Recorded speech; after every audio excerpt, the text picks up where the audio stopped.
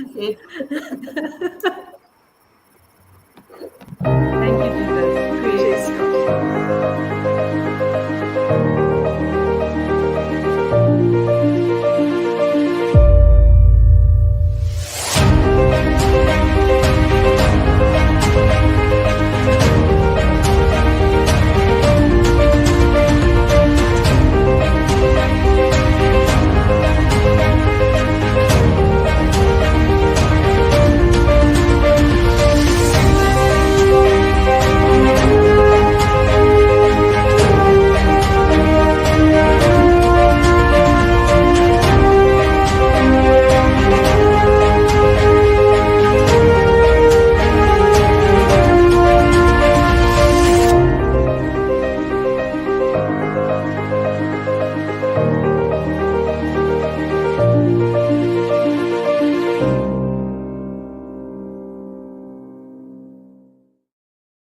Son, the secret is not how many retreats I attend, not how much of the Bible I know. The secret is how much of the instruction I'm putting into practice. The Christian life is to learn how to fight this battle. And this battle is not physical, and this battle is spiritual, and this battle is every moment, every second.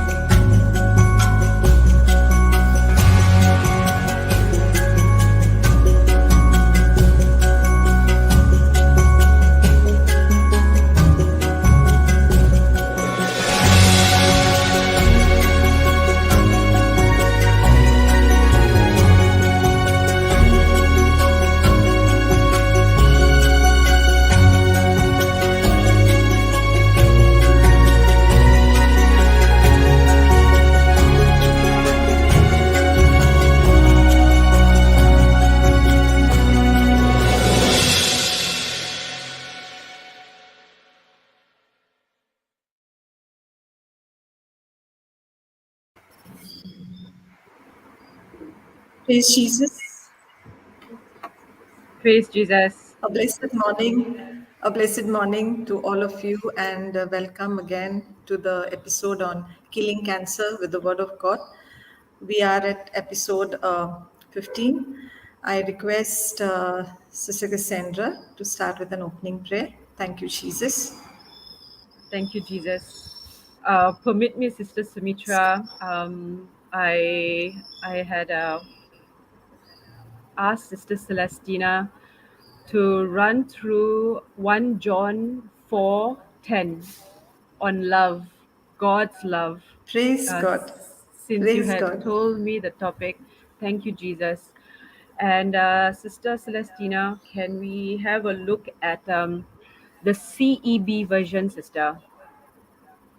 Thank you, Jesus. Thank you. Thank you, Jesus. That's Do you lovely. have? Praise God. Or if you scroll down, Sister, don't worry, it's okay. If you scroll down, Sister, praise Jesus. Thank you, Lord.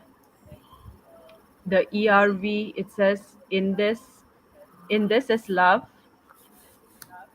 Sorry, yes, praise God.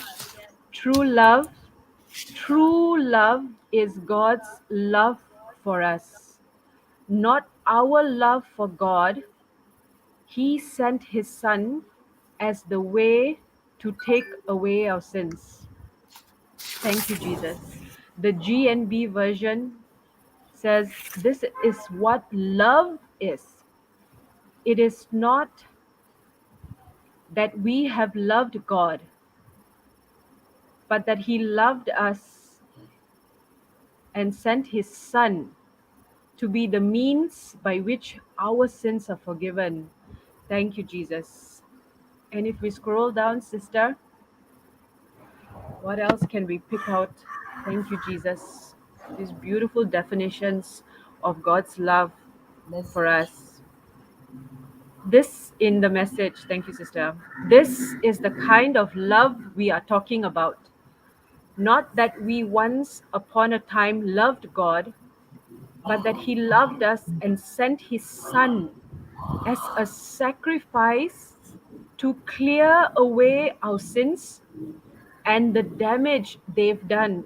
The word they've done is the word our sins have done to our relationship with God. Thank you, Jesus. Sister Celestina, TPT, sister. Thank you, Jesus. This is love. He loved us long before we loved Him.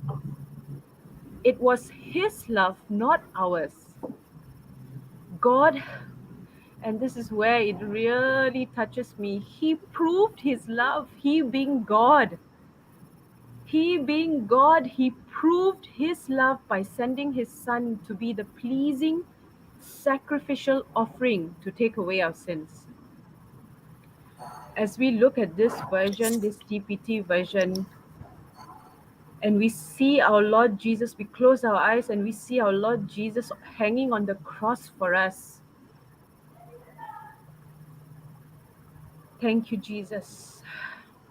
In the name of the Father, and of the Son, and of the In the Holy name of the Spirit. Father, and of the Son, and of the Holy Spirit. Amen.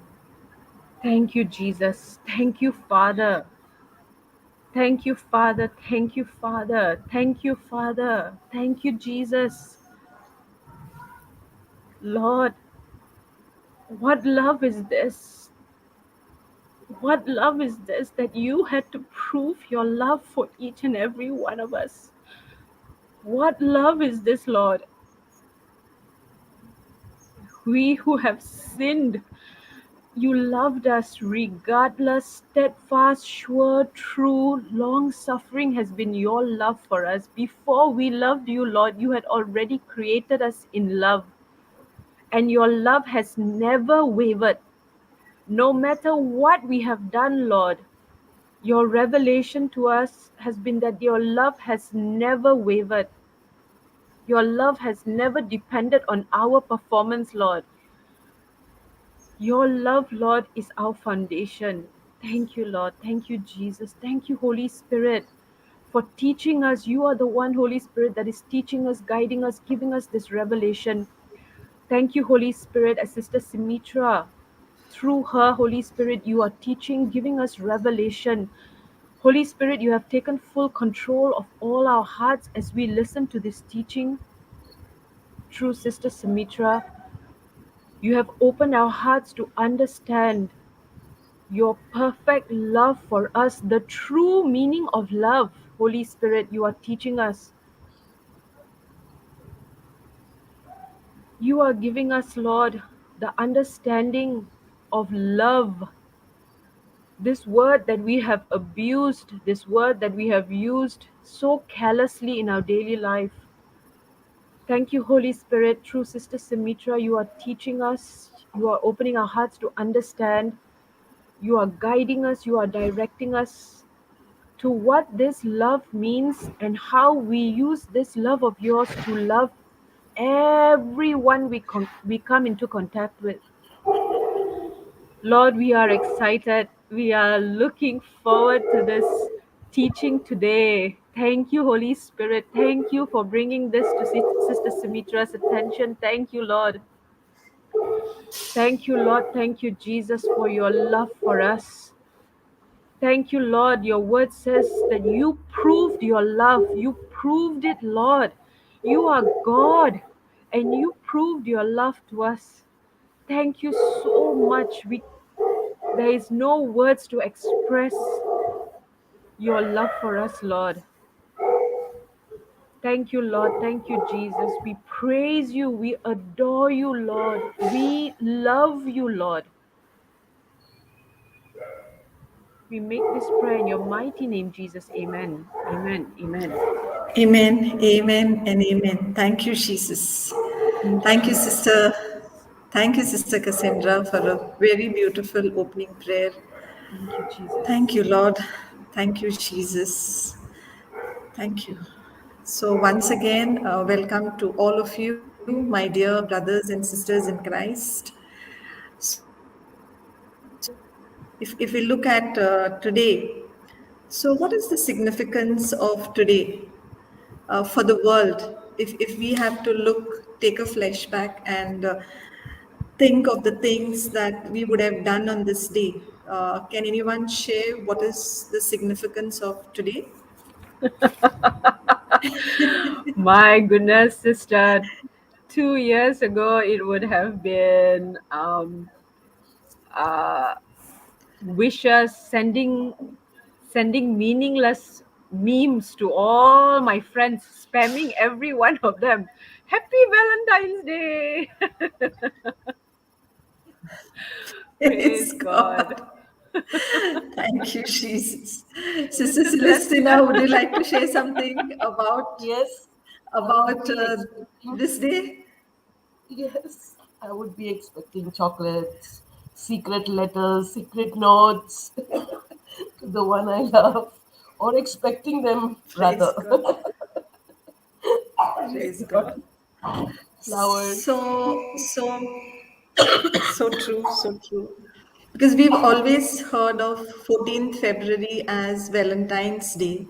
And in fact, somewhere mid of last week when I was preparing for this class, my husband happened to ask me and he said, "So, what is your topic for this Monday?" And I said, "Okay, this is what I was planning to do." And he's like, "What? It's 14th Feb," he said. And I said, so should your topic not be love? I was like, "Oh yeah, sure."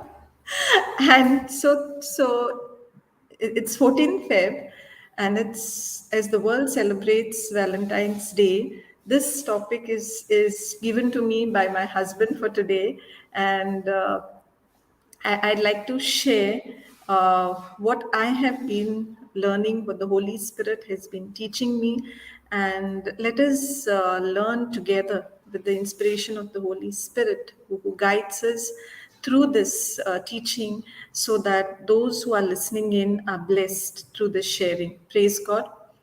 Thank you, Jesus. So, a few characteristics of the way we speak of the love that the world has to offer. Can someone quickly share a few things that we expect or we speak in context to love? But What do when you you mean? talk love, means, yeah. So, when you think of love, what comes to your mind? Okay, you can keep it for now away from your understanding once you have come into the word. In general terms, how the world looks at it. When you say love, what is it mostly talking about or referring to? Oh, for me, would be materialism, sister. Materialism. Okay. Anything else? Conditional, Any other answers? conditional love. Conditional love. We're looking for love Conditional. from someone only if we're getting it. Only then. Praise God. Precious Sister Fedora, anything from your side? Praise God. If we do, if somebody does something for me, uh, then I understand. Okay, they love me. Like how Okay, sister so said. the correct. So the way we have been looking at love is when someone loves me, I expect that that person would do something for me, give something for me, try to make me happy by giving me things that I expect or what I treasure. And we look at the term love, it's all mostly associated at different levels. It can be a love between amongst spouse, it can be love of parents towards their child, you can have a love at a level of amongst friends, and you seldom find love towards strangers. So when you interact with someone you've never seen, when you look at it in context of the world, you will not have feelings of love towards someone you have not even seen ever. So, as I was preparing for this class, and we know that love is such an extensive topic, and we meet here for a couple of or a few hours, or I can say just around an hour. And I was saying, Lord, how do I cover such a enormous topic in an hour? And I really listened to a lot of teachings. I listened to Papa Johnson's teaching and many other teachings. I was going through the scriptures. I said, where do I start? And one night when I was going to bed, I just remember making this prayer. I said, Lord, Holy Spirit, I really don't know where to start. So you teach me how I go about with this topic on love. And next morning, when I woke up, so beautifully, the Holy Spirit just reminded me what I was doing at my place of work.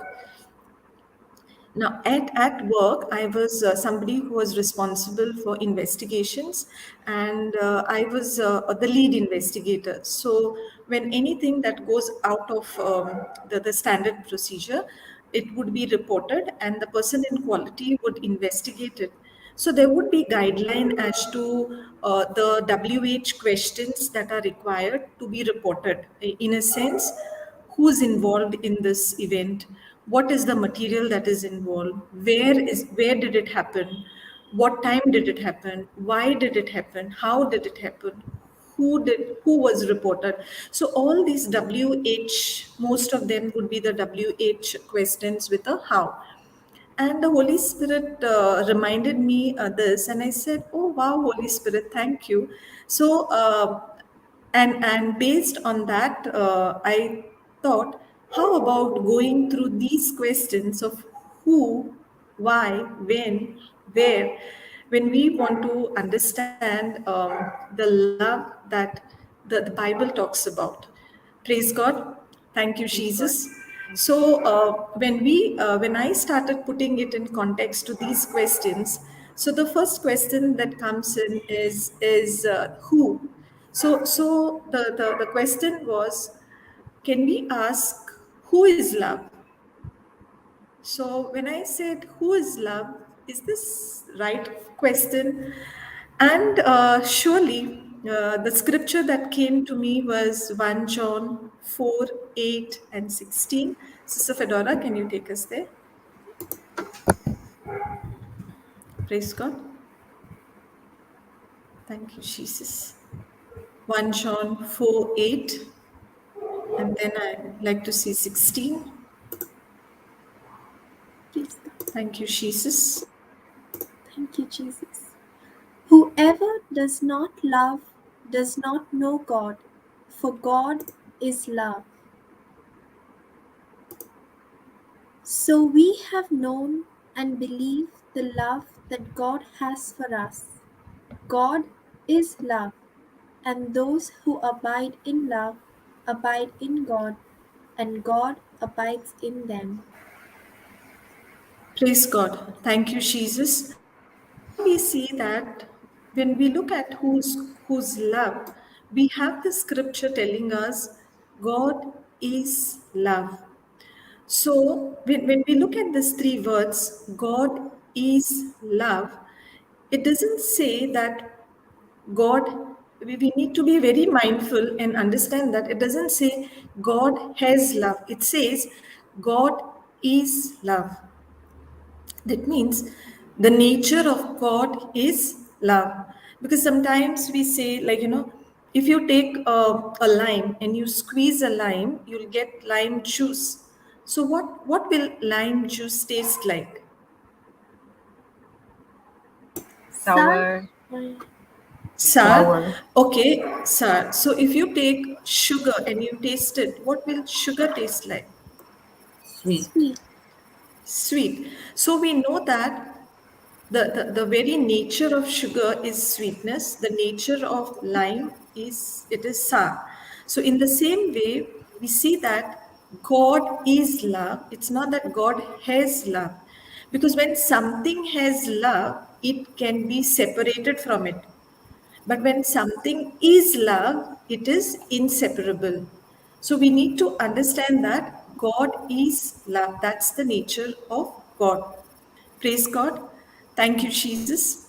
And the word of God says in 1 John 4:16, it says, God is love, and those who abide in love abide in God, and God abides in them.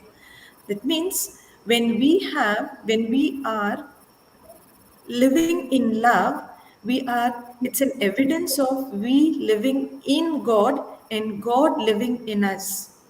So when a person is experiencing the love of God in one's own self, that is when the person is able to live in love. And this is what the Bible tells us in the scriptures that we will see for the day. Praise God.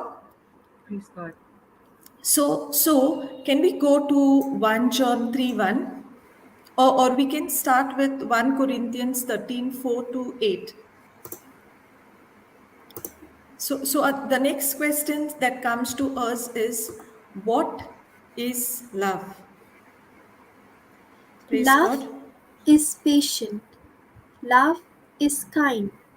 Love is not envious or boastful or arrogant or rude. It does not insist on its own way. It is not irritable or resentful. It does not rejoice in wrongdoing, but rejoices in the truth. Sister, should I continue? Up to 8. Yeah. It bears all things, believes all things, hopes all things, endures all things. Love never ends. But as for Praise God. prophecies, praise God. Thank you, Jesus. So here we see that when we say God is love, and the scripture 1 Corinthians 13:4 to 8 tells us about what is this love that the word is telling us. It's talking about love being patient, love being kind, love being not envious or boastful or arrogant or rude. It does not insist on its own way. Now, when I look at these scriptures, and the scripture is very dear to me, because when we got married, we had chosen this for our nuptials. This was the reading that is from 1 Corinthians 13, and and I used to always like this, but I never really understood at that point in time. I chose it because it spoke about love. But today, when I look at it, it really gives us an understanding of so many dimensions. It's like, if you take say if you take a cube, the cube will have 6 sides. Okay. Now, likewise, when you take love, these are the various facets of love. You look at it from different sides. So you say, love is patient, love is kind, love is not envious, love does not insist on its own way. And when I look at this particular scripture, love does not insist on its own way. This is such a very important thing, especially for me, because I'm coming from a place wherein I would always think that I'm right. I really know. I really know how to do it, and what I know is the best. My opinion is the best, and I was very good at insisting on my own way. And very recently, this is something I like to share, and this is what happened somewhere in January. Now, in January, there was a visit planned by Sister Jocelyn, and she was supposed to be visiting Goa. And I got to know that she would be teaching for certain days in South Goa, and she would be teaching certain days in North Goa. And I got this option whether I could, that I could offer to have Sister Jocelyn share the word of God in my house. When I got to know about it, I literally jumped out because um, Sister Jocelyn is somebody whose teachings I have been listening over the last, more than a year and a half. And when I got this opportunity to have, her coming at my home and teaching the word of God, I was so thrilled. And without wasting a moment, I immediately told the person who was coordinating, okay, this is the day I want Sister Jocelyn to come at my house and let her share the word of God from my place. And before this, I was blessed to have had Papa Johnson share a teaching at my home. And we did have a lot of participants who came and joined it. And since my husband works away from home, he works in a different city. And I really did not even call him and tell him, oh, we are going to have a teaching. But for me, it was done. So I knew that he wouldn't have any problem. So this was somewhere towards the end of December. Comes January, the whole scenario in Goa changes, and in fact, the whole of India changes. That COVID, the third wave was at its peak. And when the third wave was at its peak, what happened was the church services were getting cancelled. And there used to be this system of taking Our Lady from door to door, that our parish priest said that only the members of the family should have the Our Lady at your home. No invitation to the neighbors, not even the left neighbor, not even the right neighbor. So it's just you and your household, nobody else. So these kind of things were coming to play, wherein the schools were cancelled, the coaching classes were stopped, a lot of services, workplaces were getting people to stay at home and work because of the third wave, and because they had seen that it is spreading very fast. And so my husband came and said, see, this decision that you have taken to have a Bible class at home doesn't seem right in the context of the current situation. And I'm like, oh my God, now don't tell me he's going to tell me, to cancel this. This is once in a while opportunity I'm getting to have an anointed child of God to come at my home and to preach. So everything inside of me is saying no. It's I'm just trying to shut myself and say, no. At the same time, something in me was also holding me back. But still, I said, no, we can have limited people, no problem. But my husband was like, but what will you do now? See, father has already told that we can't have people in the house. So my next question was, no, I'll go and I'll inform father, because even when Papa Johnson came to preach at my home, I had informed, I'd taken permission from my parish priest. I'll go and I tell him that I'm having limited crowd with social distancing and all. Further, my husband started negotiating with me and he said, see, when he is not giving permission to everybody else and you are going to go and influence him, and even if he says yes to you, would it be right? Would it be right for father to be biased? Even if he does say, would it be right? So to that, I really didn't have the answer that I could hold on to my, me insisting my way.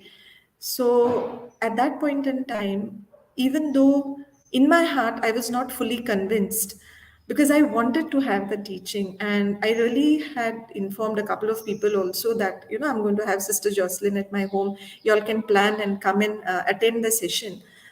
I was not convinced, but because he was telling me, finally, I said, okay, if you think that it is not right for us to have it at home because of the current scenario, then I will call. I made a very sorry face and I said, okay, then I will call and I'll tell them that it is cancelled. Now, so then I called Sister Jocelyn. She, with all her love and compassion, she said, "No problem, sister. It's okay. We can understand." But till then, her visit was not yet cancelled. And later, I came to know that as the cases were really rising, Papa took a decision that this all the travels and all the retreats would be called off, and that was in interest of the person who's coming, and much more important is also the people who would come in for the session, so that we don't put anybody at risk.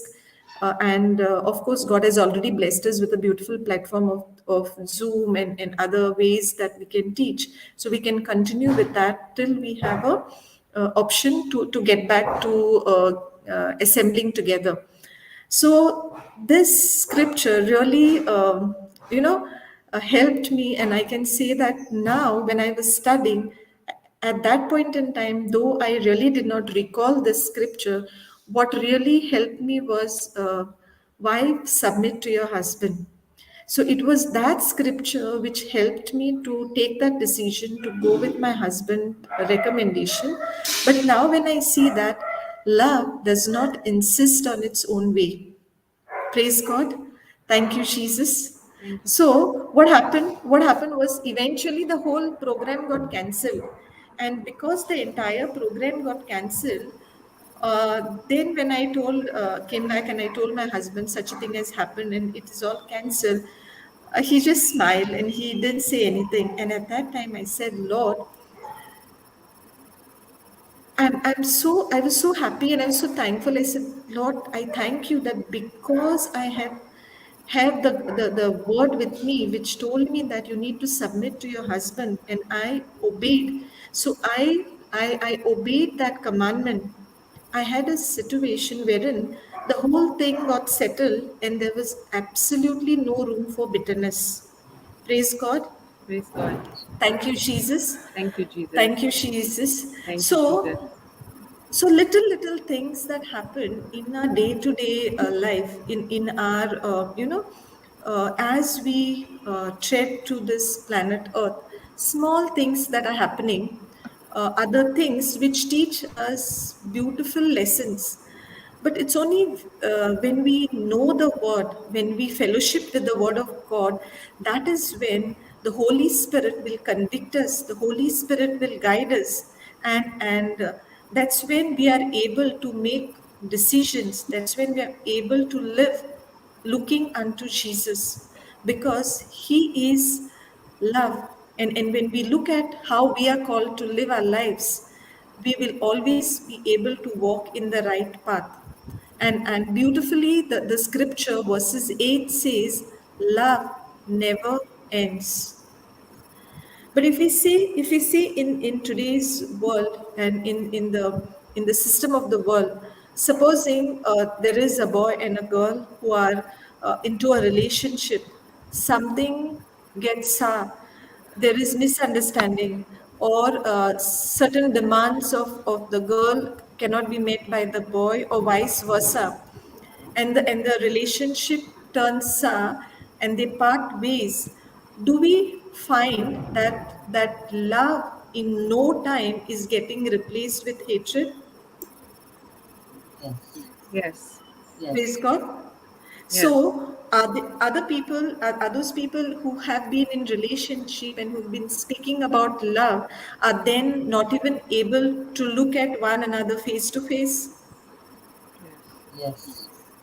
Praise God. So when the word of God tells us the love that Jesus is talking of is the word of God that is talking of is love never ends. So if I say I love a person today and I don't love a person tomorrow, that was never love. Praise God. Praise God. Thank you, Jesus. Thank you, Thank you, Jesus. Jesus. Thank So you. that means when we say we love and we understand what love is, I think probably we can go to Romans chapter 8 verses 38, 39. Praise God. For Thank you, I am Jesus. convinced that neither death, nor life, nor angels, nor rulers, nor things present, nor things to come, nor powers, nor height, nor depth, nor anything else in all creation will be able to separate us from the love of God in Christ Jesus our Lord. Amen.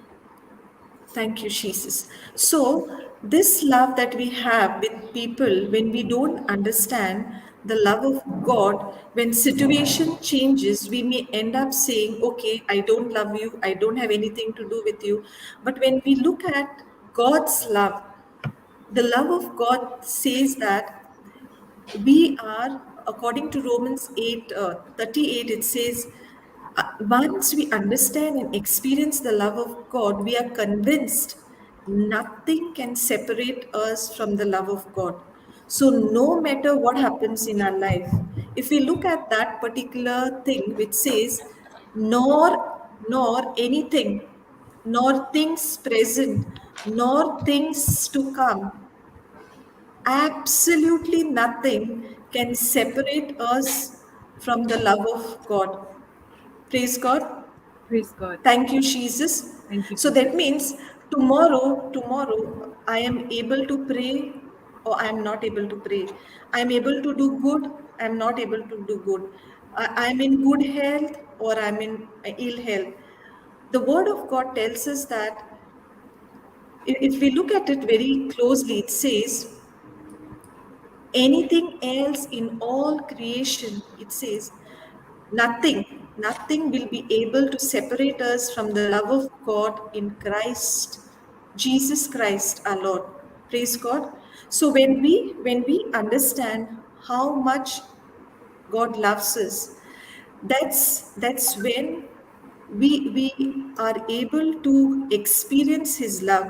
So we go to 1 John 4:19, and 1 John 4:19 will show us why do we love. So we have started with who is love, what is love. Now we go and look at why do we love. Praise God. Praise God. We love Thank you, because Jesus. He first loved us. Praise God. Praise God. Thank you, Jesus. Thank you. So we love, our love for one another, our love for God is based upon God first loving us. And because God has first loved us, that is why it is important for us to understand that irrespective of what is happening around me, irrespective of me being able to keep the law or not, I am able to love because Jesus, God first loved me. Thank you, Jesus. Thank you, Jesus. Thank you, Jesus. Thank you, So can we go to Galatians 5:6?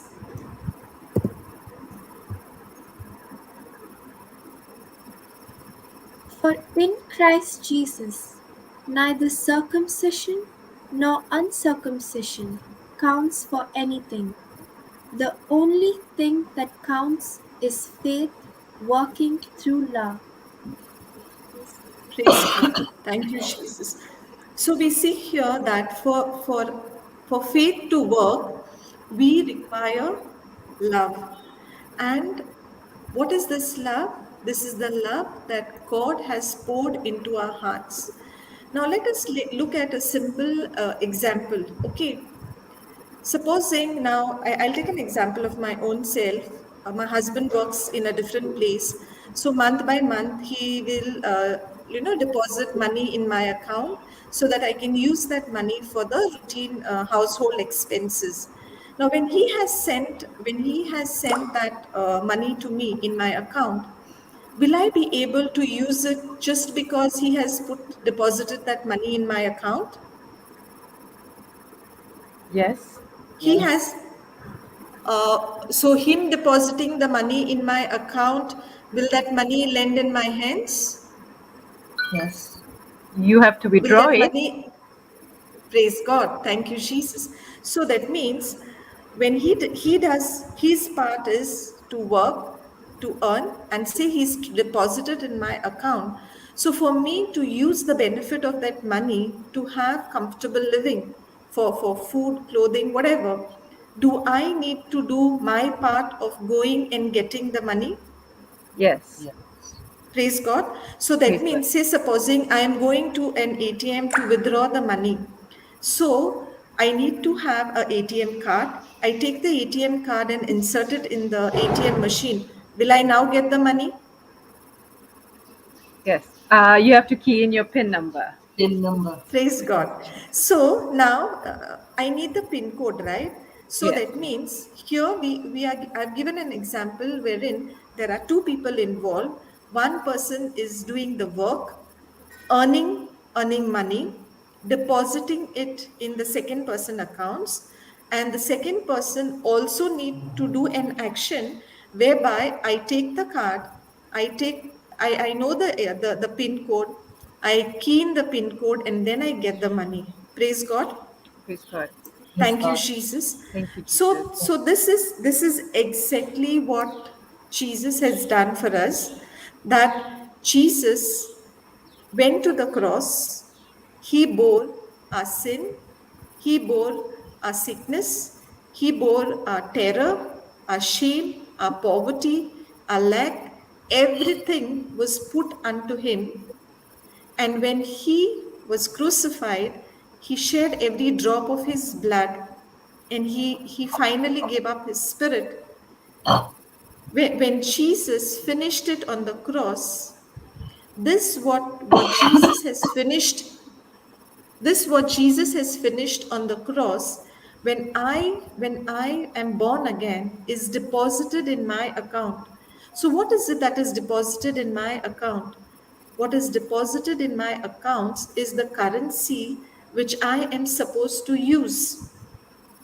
But the manner in which it is deposited, I cannot use it directly because it is deposited in my spirit. So just as my husband earned and he deposited the amount in my account, Jesus has deposited prosperity, health, wellness, love, joy, peace, and abundant life in my spirit. And when I'm born again, I am a heir to all of this that is given to me. But for me to be able to withdraw that and use it, what is required is faith. So faith is the ATM card. And how does faith come? Praise God. By Thank you, hearing. Hearing. Jesus. By By hearing and hearing and hearing. hearing by the word of God. Yes. So faith comes, and say the situation is come that faith has come. But me being born again, me having the faith, will these two things alone allow me to have abundant life on this planet Earth? Or is something else also required? Praise God. Yeah. Praise God. Love. So we said that there are three elements. One is what is deposited, that what Christ has done by his Yes, death on the Lord. cross. Thank He's you, Lord. given us salvation. Yes. I need to have the ATM card, that is faith, to withdraw. So I also need another element so that I receive the benefit by faith. And what is that? Love. Our words. Love. Praise God. That is Words love. and Right. love. That Okay. is love. Praise God. So that means what is, when we look at the analogy of the ATM pin, that is love. So that is why Galatians 5:6 tells us that faith which worketh by love, faith works through love. So I have faith, and when I have faith, what happens is I get salvation. And when I have faith, I have eternal life. I have life after that. That is what is assured for me. But Jesus did not come to give us only a life which is with his Father after our death. But Jesus came to give us life, and life in abundance. And this life of abundance, if I am going to enjoy it, I'm not going to be able to enjoy it only if I'm born again and if I have faith. If I do not have love, I'm not going to be able to experience abundant life. Now, the question is, what is this faith worketh by love? Is it how much I love God? Is this faith working by how much I am loving God? Know how much God loves me. Praise God. Is this faith working by how much God loves me? Any other answer? Any other response? Knowing how much God loves me, is it? Perfect, perfect. This faith which worketh by love is me knowing how much God loves me. The day I know how much my God loves me, that is where my faith works at its peak. Because when I know how much God loves me, just take the simple understanding. When I look at scripture, John, sister, can we go to John 3:16? Praise God. Thank you, Jesus.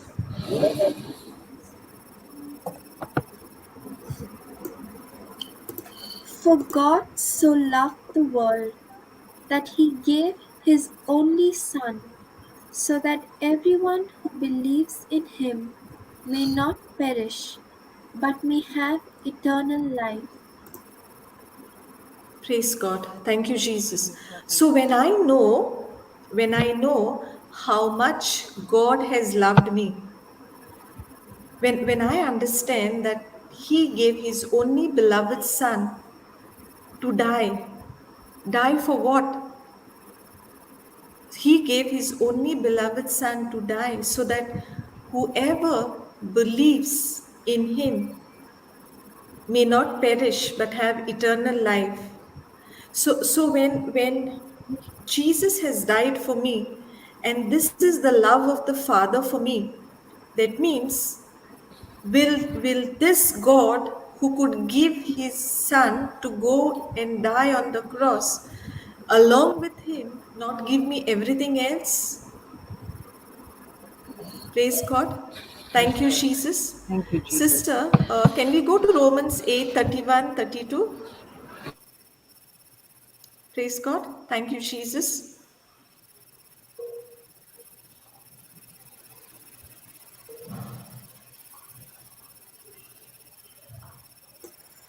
What then are we to say about these things? If God is for us, who is against us? He who did not withhold his own Son, but gave him up for all of us, will he not with him also give us everything else? Praise God. Thank you, Jesus. So, the very fact that God gave his only beloved Son to die on the cross for you and me, this scripture tells us that along with that, along with the life of his Son, will he not give us everything else? So the day I understand that has given me everything and he is going to give me everything, that is when my faith will work at its peak. Because that's when I won't have anything to doubt. Because then I know that everything is given to me because God is not going to withhold anything from me. God is not going to withhold anything from me because He's going to give me and He's already given me everything. Praise God. Thank you, Jesus. Thank Thank you, you, Jesus. So Jesus. this scripture is important for each one of us who are born again. And many a times, as I minister, I come across people who really are studying the Word of God. They are studying the Word of God day and night. They are confessing the scriptures. True, faith is coming. Faith comes by hearing, and hearing by the Word of God. But if in that whole process I have not understood the love of God for me, how much God has loved me, I may not be able to experience the manifestations in my life. Praise God. Thank you, Jesus. So we may have a person who's confessing and day and night confessing. I've recently come across a person who said that for the last 3 years the person is confessing scriptures. And it's like, what struck me was, if the person is confessing the scriptures, faith comes by hearing and hearing by the word of God. But if in that whole process the person has not understood love, then means Galatians 5 6 has not got its opportunity to manifest in that person's life, because faith works through love. The day I understand the love of God, I will see faith manifesting, and by faith I am able to get everything that I'm desiring for my life. Praise God. Thank you, Praise God. Jesus. Thank you, Jesus. So what does love? Yes, praise God. Praise Uh, God. was there a question? No, sister. Okay, praise God. Thank you, Jesus. I thought someone was asking the questions. So thank you, Jesus. So once we understand how much God loves us, and that understanding of how much God loves us, we then are called to use the love of God, the experience of God's love in our life, to go and shower that same love on others. Because the Word of God says that He has given us only a commandment that we should love God, and those who love God must also love his brother also. Can we go to 1 John 4:21? Praise God. Thank you, Praise God. Jesus. Thank you, The Jesus. commandment we have from him is this: those who love God must love their brothers and sisters also. Praise God. Thank you, Jesus. So we are so good. We got the word being preached to us. We're born again. We fellowship with the God. We have an excellent relationship with the word. And day and night we are studying the word of God. And the word of God is telling us that we are called to love God. And if we only limit ourselves to this one part, because the commandment of love has two parts. Part one is my love for God, and part two is my love for my brothers and sisters. So it has, love has a vertical, and love, there is also a horizontal dimension. The vertical dimension is my love for God, but the horizontal dimension is my love for people around me. So if we look at, can you go to one scripture up, 1 John 4:20, Sister Fedora? Those who say, I love God, and hate their brothers or sisters are liars. For those who do not love a brother or sister whom they have seen cannot love God whom they have not seen. Praise God. Thank you, Jesus. So here the word of God is telling us, if I am saying I love God, and a God I cannot see, and I hate a brother or sister who is with me, around me, living with me, God is saying, calling me a liar. God is saying, how can you love someone who you cannot see and hate the brother or sister whom you can see?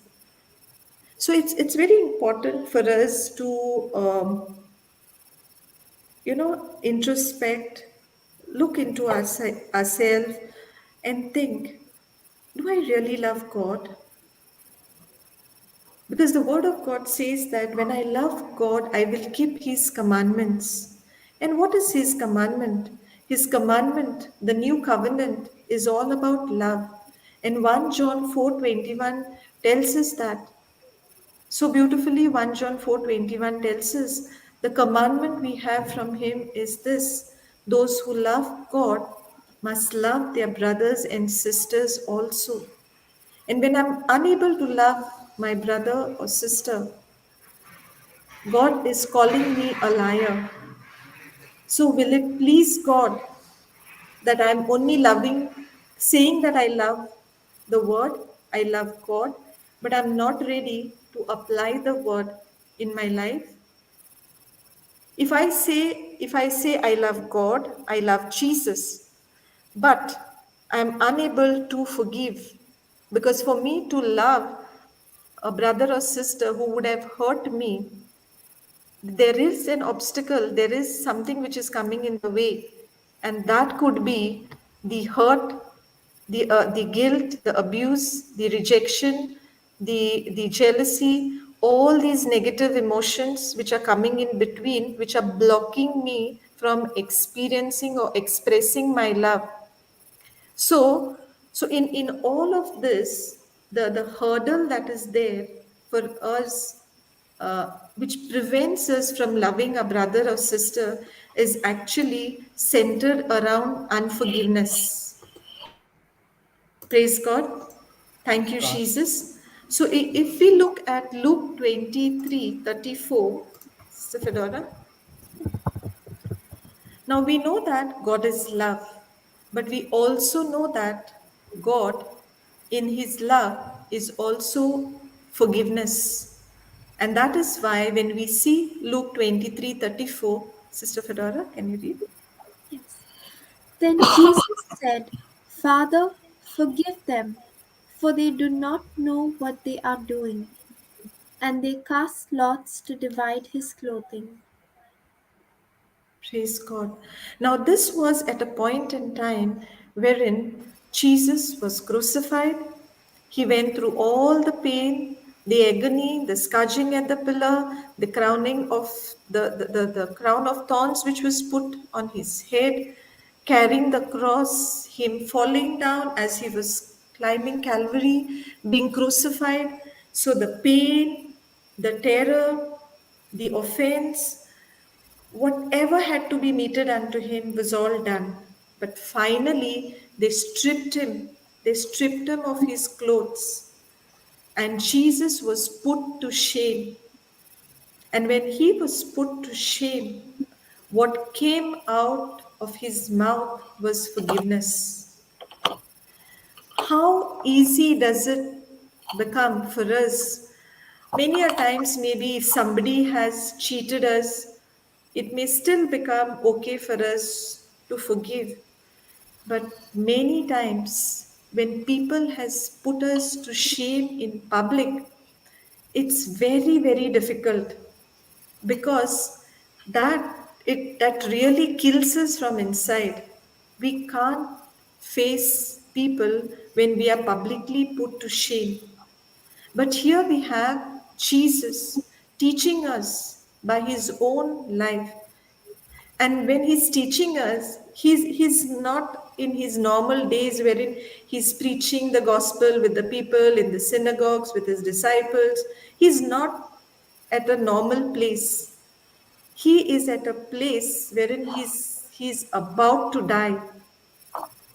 And when he's about to die and he's being tortured, and all of that is done, the mocking is done, wherein they've been speaking all the wrong things and trying to tell him, whatever you have done, you not save yourself. All of those things are going around. And at that point in time, when he is stripped of his clothes, can you imagine the Savior of the world, the very God, through him all things have been created, the very beloved of the Father, this Jesus, our God, is a man who is all put up on the cross, bearing everything, put to shame, stripped naked. What more could they have done? And yet, the same Jesus, the same Jesus forgives. The same Jesus forgives us. Thank you, Jesus. Praise you, Jesus. Praise you, Jesus. Thank you, Um, Sister Sister Cassandra, can you just take up for a minute? Just excuse me for a minute. Okay, thank you, Jesus. Thank you, Jesus. Thank you, Lord. Sister Celestina, I know though this topic is a favorite of yours, everyone's favorite actually. Once we realize that the It's foundation we very need is, yeah, praise Yes, God. the more you hear it, the deeper it gets. It sinks. You really need to hear it more often. Yes. Praise Jesus. I remember Sister Jocelyn telling you also that there are at different stages of our lives we will need to come back to this topic over and over to get more revelation. Praise So Jesus. each Thank you, time there is a Jesus. new revelation. Even today there is a revelation. Yes, yes. God, Thank you, Holy Spirit. so Thank you, many, Holy so many Spirit. dimensions of His love. Praise God. Praise God. Praise God. Thank you, Jesus. Thank you, Jesus. So we see here that Jesus forgave when it wasn't easy. And that means when we say that we live and we live according to his commandments, and if we are unable to forgive, we are unable to forgive our brothers and sisters, then we will not be able to love them. The unforgiveness will become a barrier between us reaching out to our loved ones. And just to share, going back to my own life experience, when I started studying the Word of God, whilst I was undergoing the treatment, when I first came to the Word, and when I was actually taking chemotherapy during that period, initially, I was very slow, still getting to understand, and faith was coming. But what really happened was effortlessly, without me doing anything from my part, the love of God, which was poured into my heart through my daily fellowship, listening to the Word of God for hours together, day in, day out, because I was really using my time that was, I didn't have any responsibility. And that was the time wherein I was not at work. I was on medical leave, and my brother's wife was out of her compassion, out of her love. She volunteered to take care of me and my children with my husband working away from home. And at that point in time, he did not have that option of work from home. He was a shop floor a person. He needed to be in office to be working. So he would be home only at the time wherein I would go for my chemotherapy or wherein I needed to go to the hospital. But that time for 3 weeks between one cycle to another, he would be at work. At that time, it was my brother's wife who offered, to help look after me and my children. And I had all the time in the world. See how the Lord had blessed me. That even though what the devil meant for evil, God, in His love and mercy, gave me time, because which in my 45 years, I never utilized my time to study the Word. But because the enemy had brought in the affliction, this became my me time with the Lord, with zero responsibility. Just take the medicine, eat whatever is given to me, and rest of the time fellowship with the Word of God. Pray the Divine Mercy Chaplet, confess scriptures, listen to the Word of God, read the Bible. So this is all that I was doing. And what happened was, without any effort, one by one, automatically forgiveness came in, and the forgiveness that I needed to give was not towards one single person. There was a big list. It wasn't just my boss. It wasn't just a neighbor. There were things which weren't good with my own brother and my sister-in-law. Those things were put in place. There were things probably with people who I would have interacted. I may have not really interacted right, because I had a very sharp tongue. I was self righteous. So, all of those things, the Lord first allowed me to get into repentance. The Word of God helped me to repent.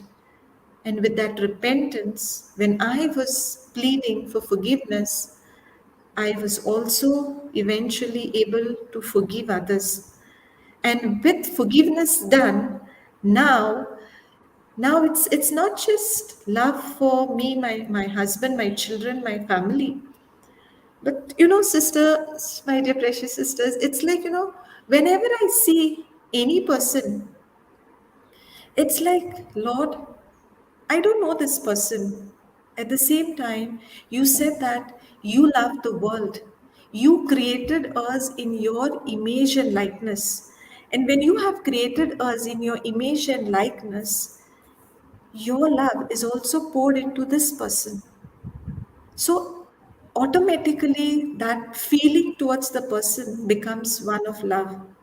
And because of that, sister, this is not just to be boasting, but I just feel like sharing it. And what I like to say is, now when a when a person comes at my home, be it a person who comes to deliver the gas cylinder, be it somebody who comes to deliver a parcel from online shopping, which we seldom do, I be it a person at a restaurant or anywhere, you know, I've always had that habit of giving a small tip.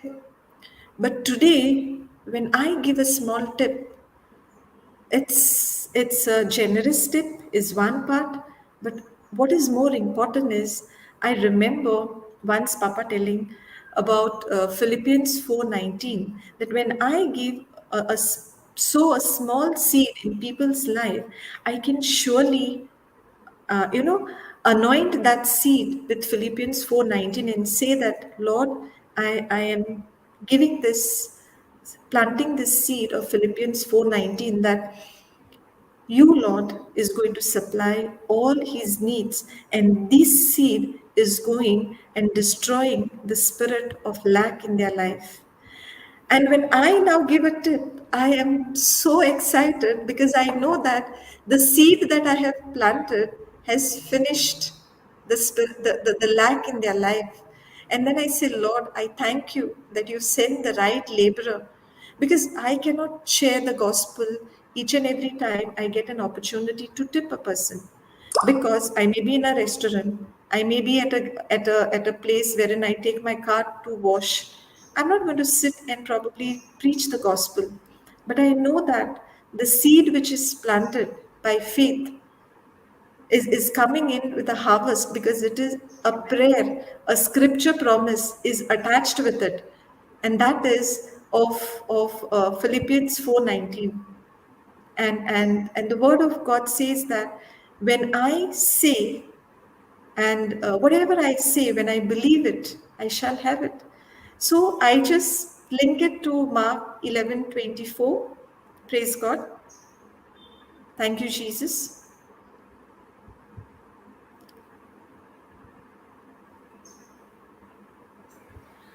So I tell you, whatever you ask for in prayer, believe that you have received it and it will be yours. Praise God. Thank you, Jesus. And now when I give a tip and I say, Lord, your promise according to Mark 11:24 says that when I pray, I believe that I have received it. And Lord, this time around, it is not for me, but it is because of the love that you have poured in my heart. This wish, this desire is for your creation, this brother or sister in Christ. I believe that it is done. And I feel so happy. This makes me so happy, because now I know that it is done. I may not get an evidence. I may not get a testimony that this person has been blessed and the seed that I have planted has come in with harvest. I don't need to have that evidence. The evidence is itself in the scripture, which tells me that when I believe, I shall have. So I really don't need to see a physical manifestation, but the spiritual, the word of God, which is telling me that it is done. And Isaiah 65:24 tells us, whilst I'm still praying, my prayer is heard. Sister, can you put that? Another favorite scripture of mine, Isaiah 65:24.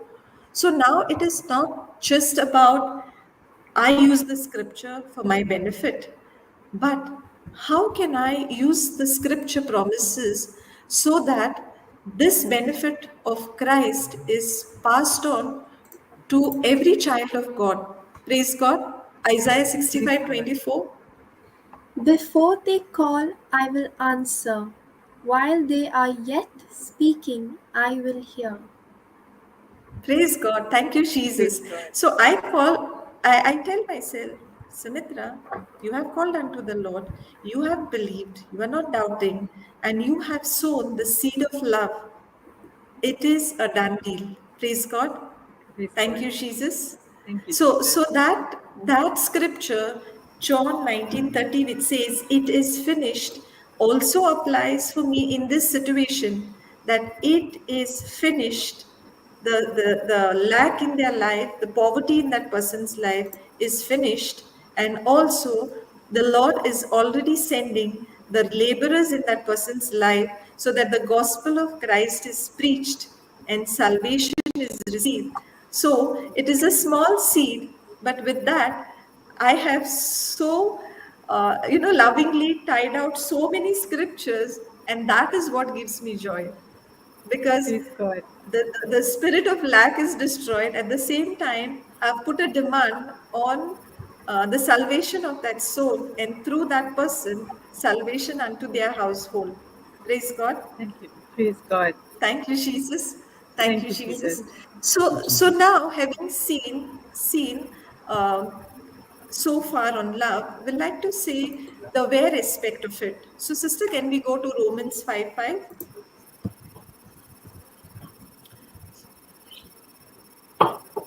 Praise God. Yes, God. Thank you, Jesus. Thank you, Jesus. And hope does Thank you. not disappoint us. Yeah, I Praise thought God. I was unmuted. Yeah. And hope does not disappoint us because God's love has been poured into our hearts through the Holy Spirit that has been given to us. Praise Jesus. Praise God. Thank you, Jesus. So, where is the love? All of us. Put Hearts. into our hearts. Where? In Where our is Into it our hearts. poured? hearts. Into our hearts, right? So Yes. now just see, we know the scripture which says, out of the abundance of the heart, the mouth speaks. Yes. So based on what the person is speaking, it is known whether the love of God that is shared abroad in our hearts is really what we treasure. Because if out of the abundance of our heart we speak, and God is telling us that when we are born again, He has poured His love into our hearts. And if that love is not coming out of our mouth, then it's a high time we see what else along with this have I put in my heart. So have I made room for something else other than the love of God? Praise God. Praise God. Thank you, Jesus. Thank you, And, Jesus. and this scripture, Romans 5:5, also tells us that God has shared abroad in our hearts. Um, we see this, just give me a moment. Yeah, because God's love has been poured into our hearts through the Holy Spirit that has been given to us. And when we say that it is the Holy Spirit, through the Holy Spirit, this love has been poured into our hearts, we can tie the scripture to 2 Timothy 1:7, which tells us that God has not given us the spirit of fear, but of love, power, and a sound mind. So, do we see that the Holy Spirit, which is given to us, wherein we say we are the temple of the Holy Spirit? When I am a temple of the Holy Spirit, that means I am a temple of love. I am a temple of the resurrection power that raised Jesus from the dead. I am the temple of a sound mind. What is that sound mind? The mind of Christ. Amen. Amen. And we know John 14:23, which says that when we love God, when we keep his word, when we abide, Jesus said that his Father and he are coming and living in us. Praise Yes. God. Thank Sister, you, can you read Jesus. that Praise scripture? God. Praise God. Thank you, Jesus. Dora, you're muted. Muted. Praise God. Oh, please God. My screen blacked out over here. I'll just restart it for 1 minute. Yeah, no problem. So while the screen, okay, go ahead. Thank you, Jesus. Thank you, Jesus. Praise you, Jesus. Thank you, Jesus. Thank you, Lord. Thank you, Jesus. You're muted again, maybe? Praise God. Thank you, Jesus. Thank you, You're Jesus. muted? Yeah, I just shared Okay. screen. Yeah, it's Thank you, should come up. Jesus. Can you all see my screen? Yes. Yeah. Yes. Jesus Yes, answered we him. can. Praise God. Jesus answered him, "Those who love me will keep my word, and my Father will love them, and we will come to them and make a home with them."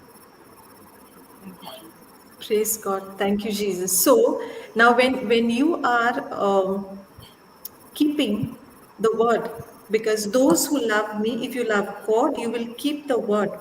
The Father will love them, and we will come to them and make a home with them. So now with my decision to now love God, and because now I'm loving God, I'm keeping the word. That means every promise, every scripture I'm keeping because of the love that I have now experienced. God is saying, Jesus is saying, my Father will love them and we will come and make a home. So today, just take a moment and say, I love the word. I love you, Jesus. And you have promised me that you and the Father is coming and making your home in me. I am the temple of the Holy Spirit. I am a living Trinity. Then what is it that needs to come out of me? Is it love? When God, who is love, is abiding in me, what is it that needs to come out of me? Can there be any room for any filth? Can there be any room for the works of the enemy? Praise God. Thank you, No. Jesus. Thank you, Jesus. Thank you, Jesus. See, Thank you, my Jesus. dear brothers and sisters, my dear brothers and sisters, it's not that because we have experienced the love of God, we will never make a mistake. Challenges will come. Day to day, there are challenges. Just to share one experience, this is what happened just yesterday. Last night, when I was before bedtime, when my son, my little 6-year-old boy, went to the washroom, he came back and he told me, "Mama, the flush is not working. It's broken." So me, knowing my son, he is a very, adventurous child. Suddenly, when you go to the fridge, I realized that if there were three eggs, one is missing. The other day, my husband just refilled the hand, the liquid soap, and within evening it was refilled. By night, it was 20% missing. So he's always up to something. He does his own experiments. And when he came and told me, like, me in my this, I was so judgmental. I said, okay, now I know. You're telling me it is broken, or is it you who broke it? Instantly I said it. He was like, "No, Mama, I didn't break it. I just saw that it is broken. Now what we will do?" So I said, don't tell me lies. I'm like, trying to tell him that he's telling me it is broken, and I was trying to tell him, no, I know it is you. Now don't pretend. And okay, it was just before bed. We went to bed. In the morning, my husband happened to tell me, the flush is broken. We need to call the plumber. I said, yeah, last night Jürgen told me that, it's broken. I don't know what all this boy does. I was just, what? He didn't do anything. It was I who used it. And I realized, it is gone. So even before he has come and told you, I knew, but maybe I forgot to tell you before I went, you know. And I was feeling so bad. Like, I said, Lord, I was so judgmental. Now, just because he has been doing these little things, I'm just thinking that, okay, he only must have done it.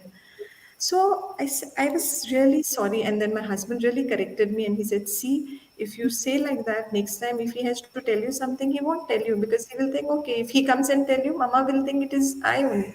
So he will not tell you. And I said, yeah, it's my mistake. And then when I woke up my son this morning, I was like, Papa, yesterday the thing had broken. No, I'm very sorry. Tada told me that it was broken when he was using it. It is not you. Mama, sorry, okay. And then he was like, he was just looking at me and like, so why I'm sharing this? This is so trivial. This is something which is so simple, but this is what happens, like, that when we have the love of God that is shed abroad in our hearts, many times we may think that, okay, now God's love is in me and I'm going to be perfect and I'm going to act this way and this is how I should do.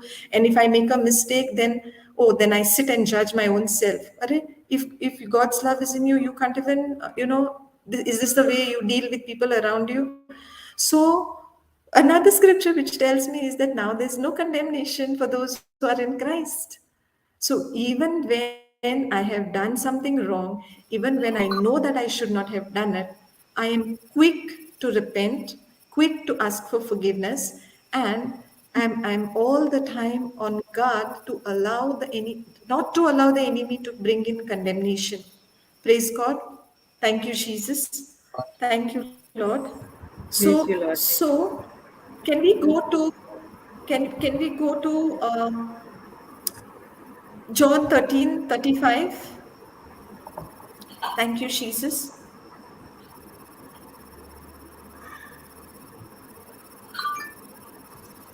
By this, everyone will know Thank you, that Jesus. you are my disciples, if you have love for one another.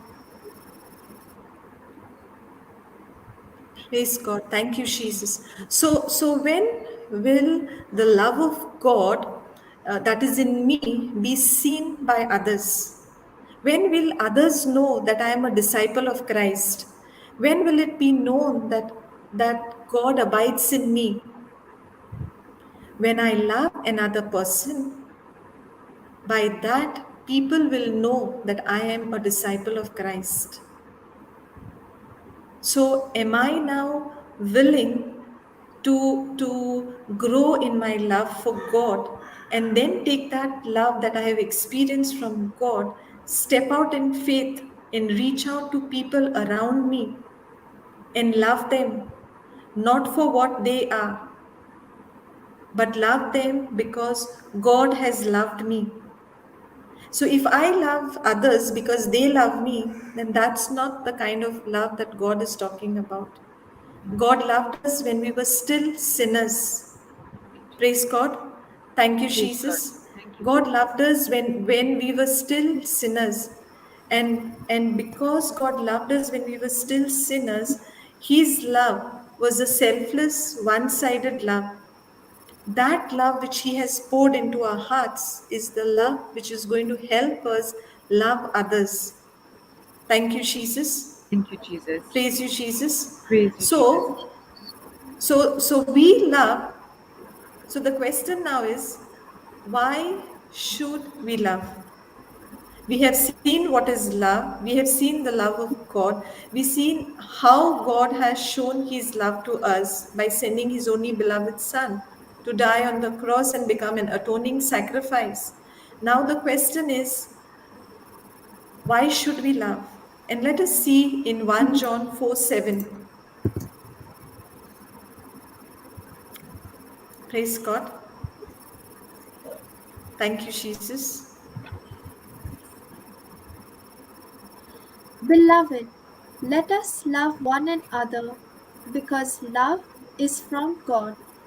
Everyone who loves is born of God and knows God. So, when we say that we are born again, that means we are born of God, we are born of love. And when we are born of love, that is when we are also called to love. Praise God. Praise God. Thank you, Jesus. Thank you, Jesus. Thank you, Jesus. Thank you, Sister, would you Jesus. like to add something? Sister Cassandra, would you like to add something here? No, no, sister. Go ahead. Thank you, Jesus. Praise God. Thank you. Praise God. Thank you, Jesus. So before we wind up, let us look at one final scripture, 1 John 4:10.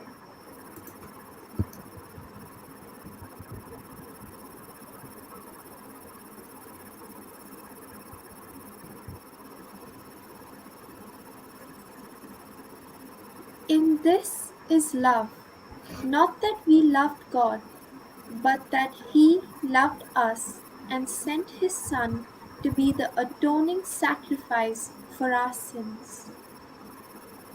Praise God. Thank you, Jesus. Praise God. Thank you, Jesus. So before we conclude, I want each one on this call and those of you who would be listening in subsequently, just take the scripture 1 John 4:10 and 1 John 4:11. Meditate on it. And as you keep looking at the scripture and meditating on it, you will experience that love of God. And when you step out in faith,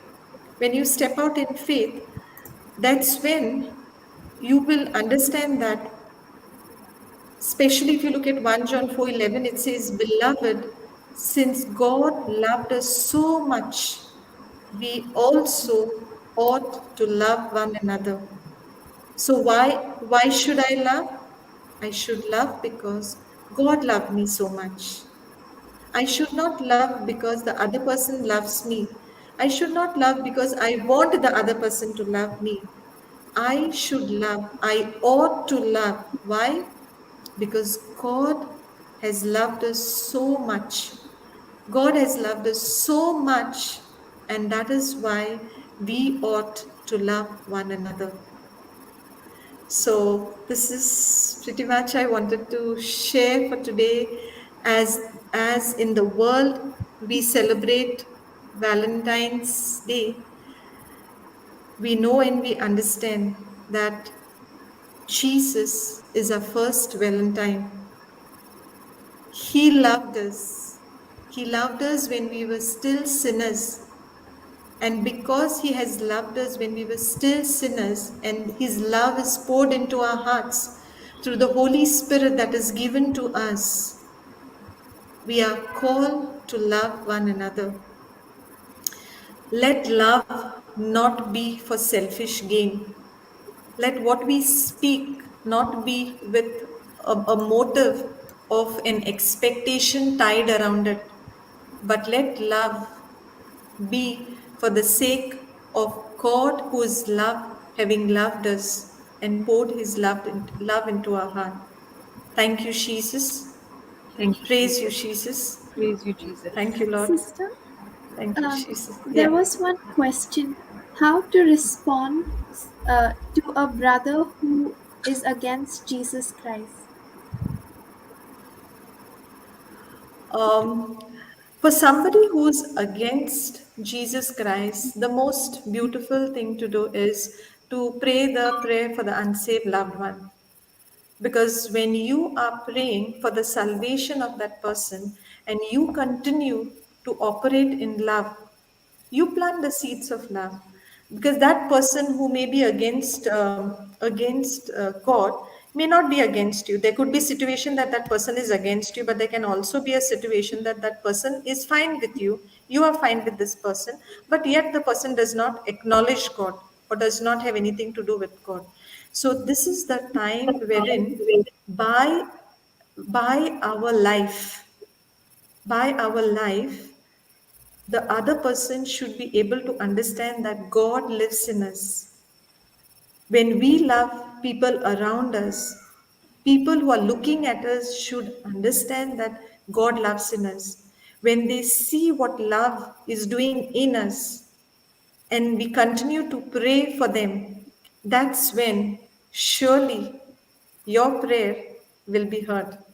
So I call upon that brother or sister that you continue to operate in love, pray the unsaved loved one prayer, so that the right laborer goes to that person, preaches the gospel of Christ, and salvation is brought to that person and his household. Thank you, Jesus. Amen. Amen. Thank you, Jesus. Any other questions, sister? Praise God.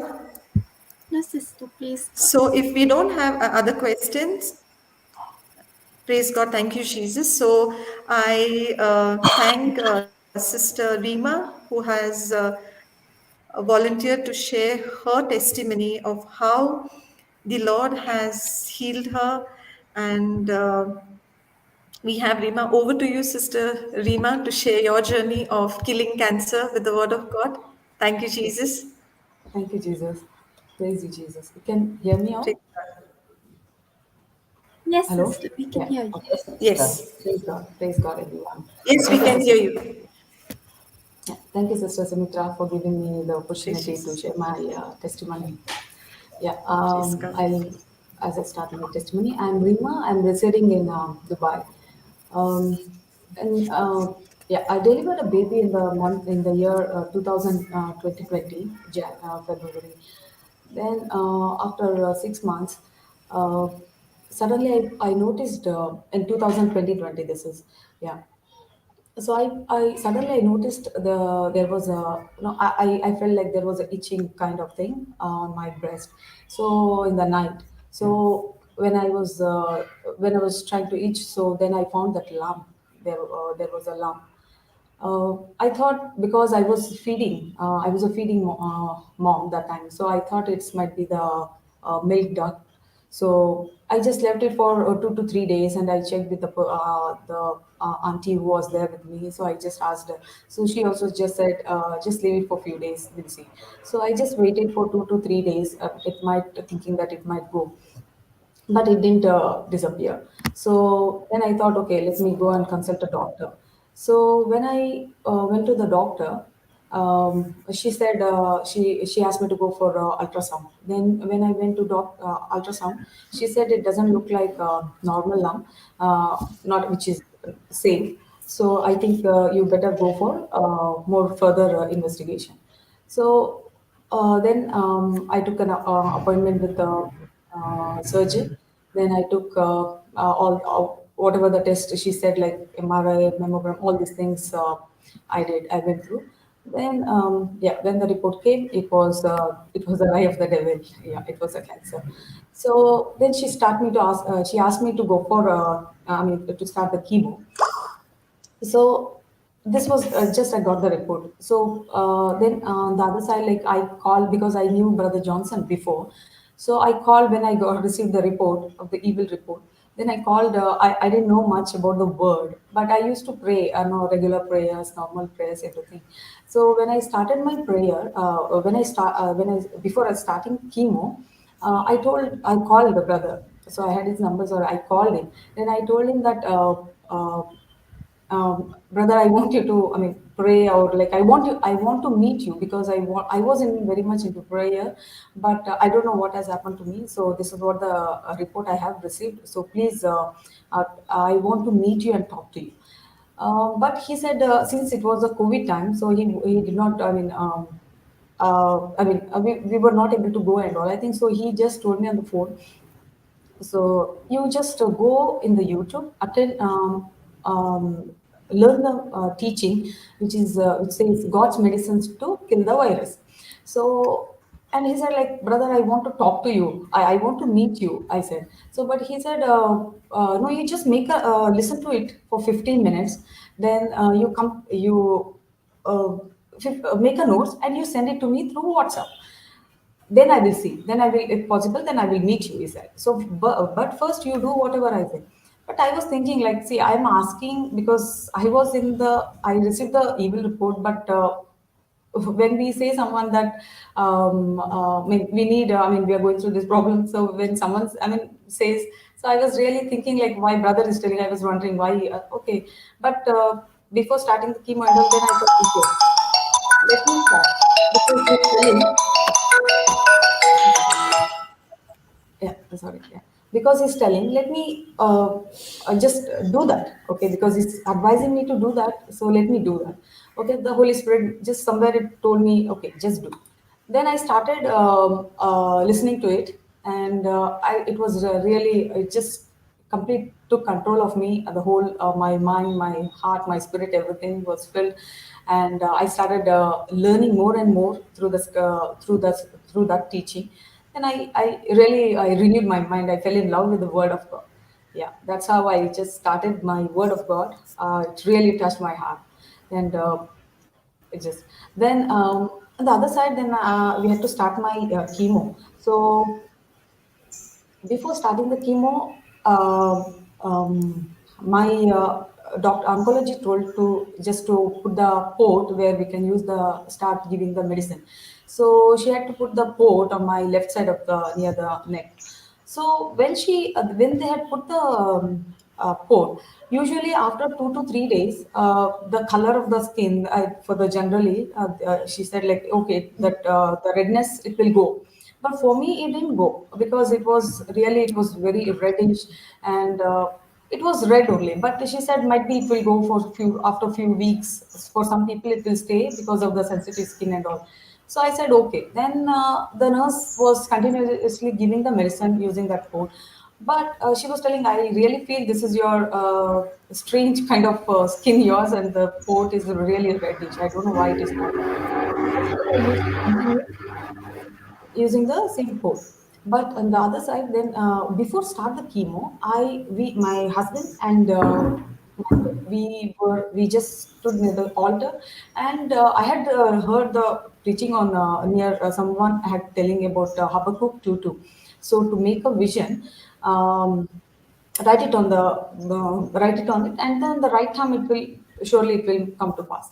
So we had written the before starting. I wrote the vision, and I think with my husband, both of us, we made a vision and we wrote it because it's a process of so and so many weeks or months. So I did not wanted to make it delay because getting into any other side effects and other these things and all.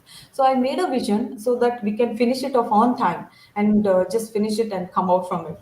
So to going to regular hospitals. So I said, like, we made a vision and we wrote it on the paper, and we believed it. And also I mentioned that and some particular time the port which they will, because it's kind of a weapon which is not from Lord, so which I don't want to keep it in my body. So I said, Lord, if this also weapon should come out, and so date, whatever the date my heart was desired. So and they inserted me in the port, and we made a vision, and I wrote it on and we kept it. And also that will not become any delay in my treatment. Then I started with uh, chemo. Just before the chemo, just before the last chemo, I suddenly had a high fever. I had a mouth ulcer, and so I thought might be because of the mouth ulcer. I had a lot of I could not eat to swallow anything, drink or water also. So I thought, might because of that. So I will not go because anyway, just this after 2 days, where the last chemo is there, let me finish. Then only I will go to the hospital. So whatever that the fever will go away, because I was also meditating the word of God and confessing and believing completely. I believed what I had written. So. But it didn't go. The fever was not going only. So like it used to come down and go high again, raise up like that. So then I was when I my mind felt okay. The Holy Spirit made me to understand. Okay, you just go consult a doctor. So when I went, the doctor had told before the treatment, it was like you should not even get the normal temperature. Also, immediately you should rush to the hospital. But my temperature was really high, like around 40 41. I think it's yeah, 103 or something. So it was, which was not really, because when our immunity is very low, it was not really safe for a person to go for this kind of high fever. So, but I was really in peace because the word of God made me so strong. And I was confessing, even the nurse was telling those who were checking, oh, it's a high fever, it's a high fever. I said, no worries, the Spirit of the Lord is upon me. So I was just confessing, and also I was attending the teaching. So, but I wanted to come back in the evening. When I went to consult a doctor, I thought, okay, she will just check, give the medicine. But it didn't happen because I had to stay there, because they were not understanding why the fever has come. Because since it was in the night, my oncology and all, she was not there in the hospital. They will come after the weekend. So it happened during the weekend, the fever. So after for 1 or 2 days, I had to stay there. And after the weekend, when the doctor came, till then the fever was used to come and raise again and come down like that.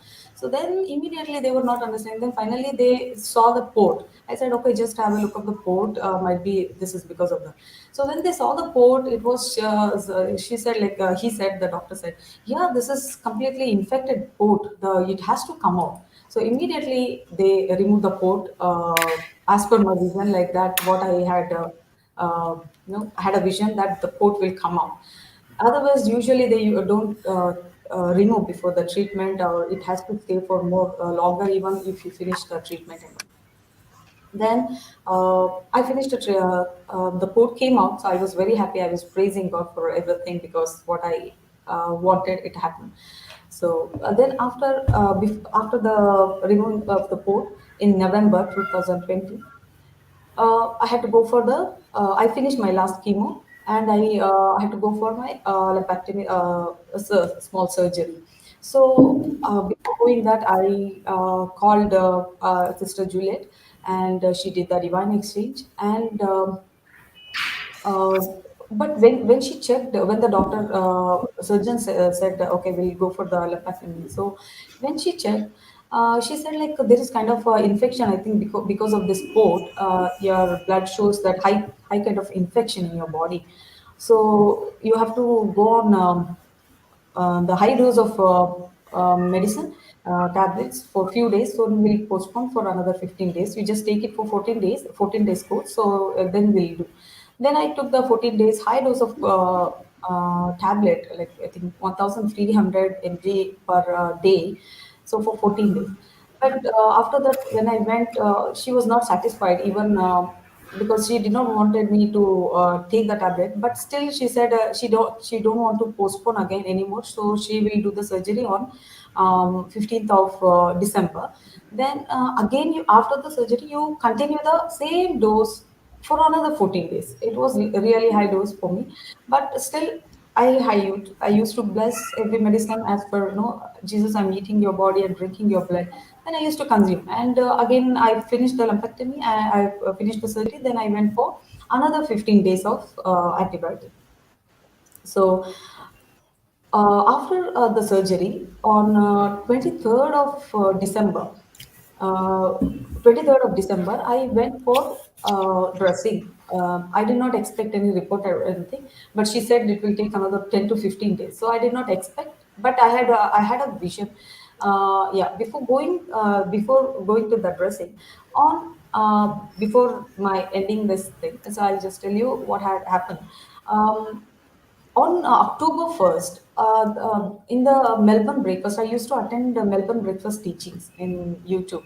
So in the midnight, I got up for feeding my baby or something for some reason. Then when I got up, my mind said, okay, you just listen. Might be this is the time in the Bible, so when brother will usually used to preach in Melbourne.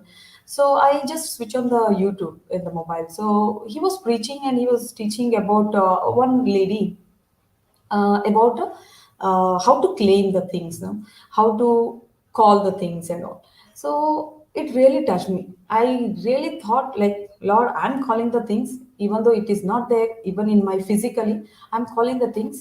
And today received my I have received my report. Even I'm taking the chemo, but for me, I don't know. You do whatever, but you are telling that what to do. We have to speak to the mountain, what to do, where to go, and we have to believe it. We have to talk to the psychometry. All these things I've learned in the teaching, and I said, Lord, I'm claiming your word, and my report has already come. So today I'm completely healed. And the next day, 2nd October, after the midnight, the first October in the day, I called my sister and I said, spiritually, I have already received, physically, I didn't wait. So I have already received and I'm claiming that I am already healed. She also said, Amen for that. So that was the thing. Then after that, I continued chemo and I had to go through this the medicine and all, everything. Then on 23rd of December, when I went for dressing, the doctor came with, no, I was not expecting, but she came with the report and she said, "Oh, you have a good news for Christmas. So there is a gift for you from Jesus. That is, it's completely gone. There is nothing that we can find." I said, "Oh Lord, praise God, Praise God. thank you, Jesus." I didn't know. I was what I was not expecting, and what I was expecting, we knew that the same thing I'm going to receive. So I gave praises to God. Then I said, Lord, I just told her that I'm claiming, yes, like I whatsoever is of good report. So I was just leaning on the Philippines 4:8, and every day my confession was there for with a lot of scriptures, not continuous confession, but I used to believe what I was imagining, and also in the to add like.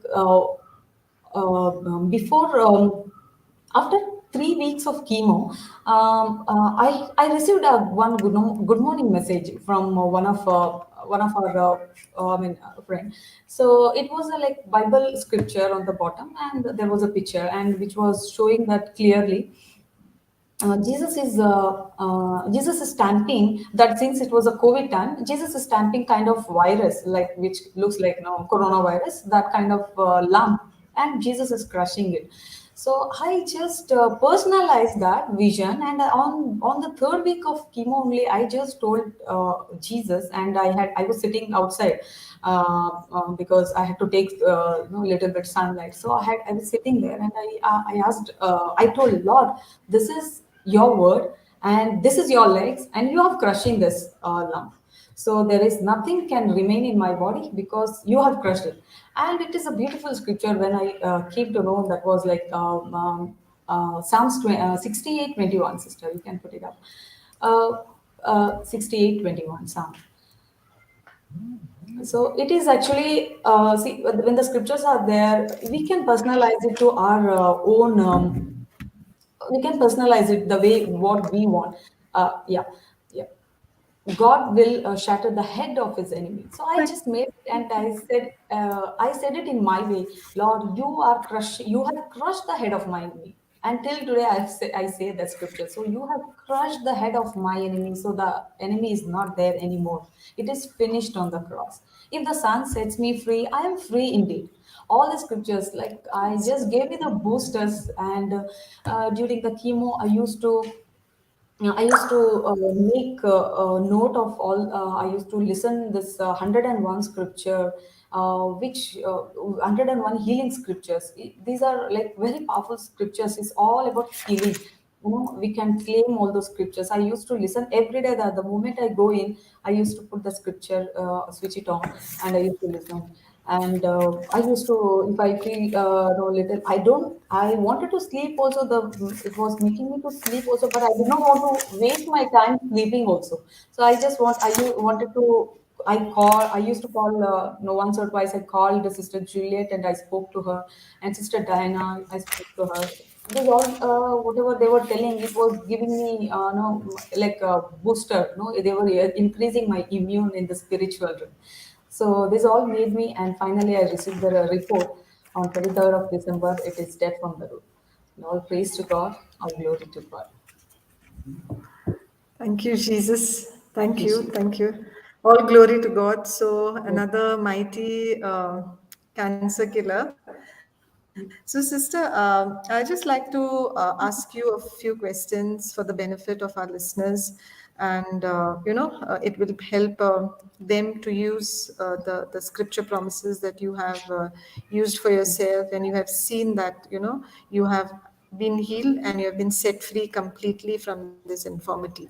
So, one question I'd like to ask you is, sister, when your diagnosis happened, that your baby was so small, you were still nursing your baby, and what is it that would have crossed your mind, like at that time? So, thoughts of uh, helplessness, or like anything that you would have thought at that time. See, today we see you confident, today we see you composed, we see you so much encouraged, but just for the benefit of those who are listening in, and because when we have warriors who are coming and sharing their journey, it is at a point in time wherein you've journeyed with the Lord and you are stronger, and in you understand your position in Christ. But how was it like when it was initially diagnosed way back in 2020, early 2020? Yeah, which I was not expected, because everything was going well, sister. So like I even when during my delivery, it was like only the limit was there for my insurance coverage, and even God was fulfilled. Everything was paid, even considering everything from the insurance, which was not even in the limit. Everything was good. So I used to thank God. I know only to thanking God. So I used to thank Him for everything, and I used to pray my regular prayers. But I didn't know. I didn't know really about the Word of God. So I was just even thinking, okay, if I confess the Word of God. It's just I think just for me, nothing to that will not work in me. I mean, nothing like that. So I don't know. Just a Bible is just Bible for me. That's what. So yeah, when I received the report, yeah, I just got all the pictures started coming in front of my eyes, blowing all kind of pictures. No, oh, okay, now it's done. Your baby is like this, and I mean, you will lose your life, and you're going to die, and who will be there for your children, because even I had lost my mother. So all this fear, because all the fear, and only because of that I was Lord. I don't know what to do. That's why I just wanted to talk to someone. And I was asked because I was thinking this is from God. So I said, Lord, because I'm praying, I was into prayer. It's not like I was so much into worldly life at all. But okay, the normal life, but it was a wrong prayer what I was doing at all. I didn't know. So I said, why it happened to me? Why it happened to me? But I didn't know about John 10:10, that the thief come to steal and kill. So once I got this, all this, Praise God. knowing this, then I bash up like the devil. The brother says, no, don't get into trouble. You trouble the trouble. So I started troubling the Jesus. trouble. So I started Thank you. praying, speaking back to him everything. Even during my treatment, I had to go through some other a lot of. I mean, there were difficulties were there, but still, I know how to speak now. So before I used to take it, and it was making me. It was Hello, hello. are you able to hear me? Yeah, Yes, sister, we can hear you now. yeah, but you got, I think, I all think it's good. frozen. Praise God. Sister Rima, I can continue. Praise God. Yeah, How you began to speak yeah, boldly this yeah. time Thank you. Thank about you the for teaching. putting healing scriptures. Yeah, that will benefit Yes. me. Yeah, yeah. I was just thinking why it has happened. So I just wanted to talk to him, talk to brother. Then when he said that, you just start with your listening to the word of God and make a note. So that really, no, see, this is a choice actually. Just this is purely a choice. Like when a person says that if you really want, otherwise always if you depend on him person, if you have to pray for telling them to pray, and if they are not praying, and because when we are now seeing, when we are giving someone any word of God, and if they'll say no, you pray for us, it is purely on their choice. So really for me, Holy Spirit to control. And since I used to speak also before, now small things, the way I speak to anyone, personally the way I speak to person, I used to speak. to Jesus before, even for what I have to do now, like this. But I didn't know about the Word of God, nothing. But when I came to know the Word of God, it really set me free. So praise God. Praise God. Thank you, Praise Jesus. God, sister. How wonderful. Yeah.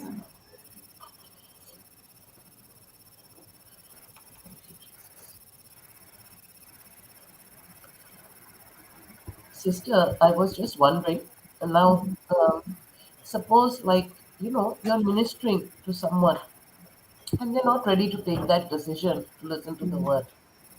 What do you do? It depends on them, is it?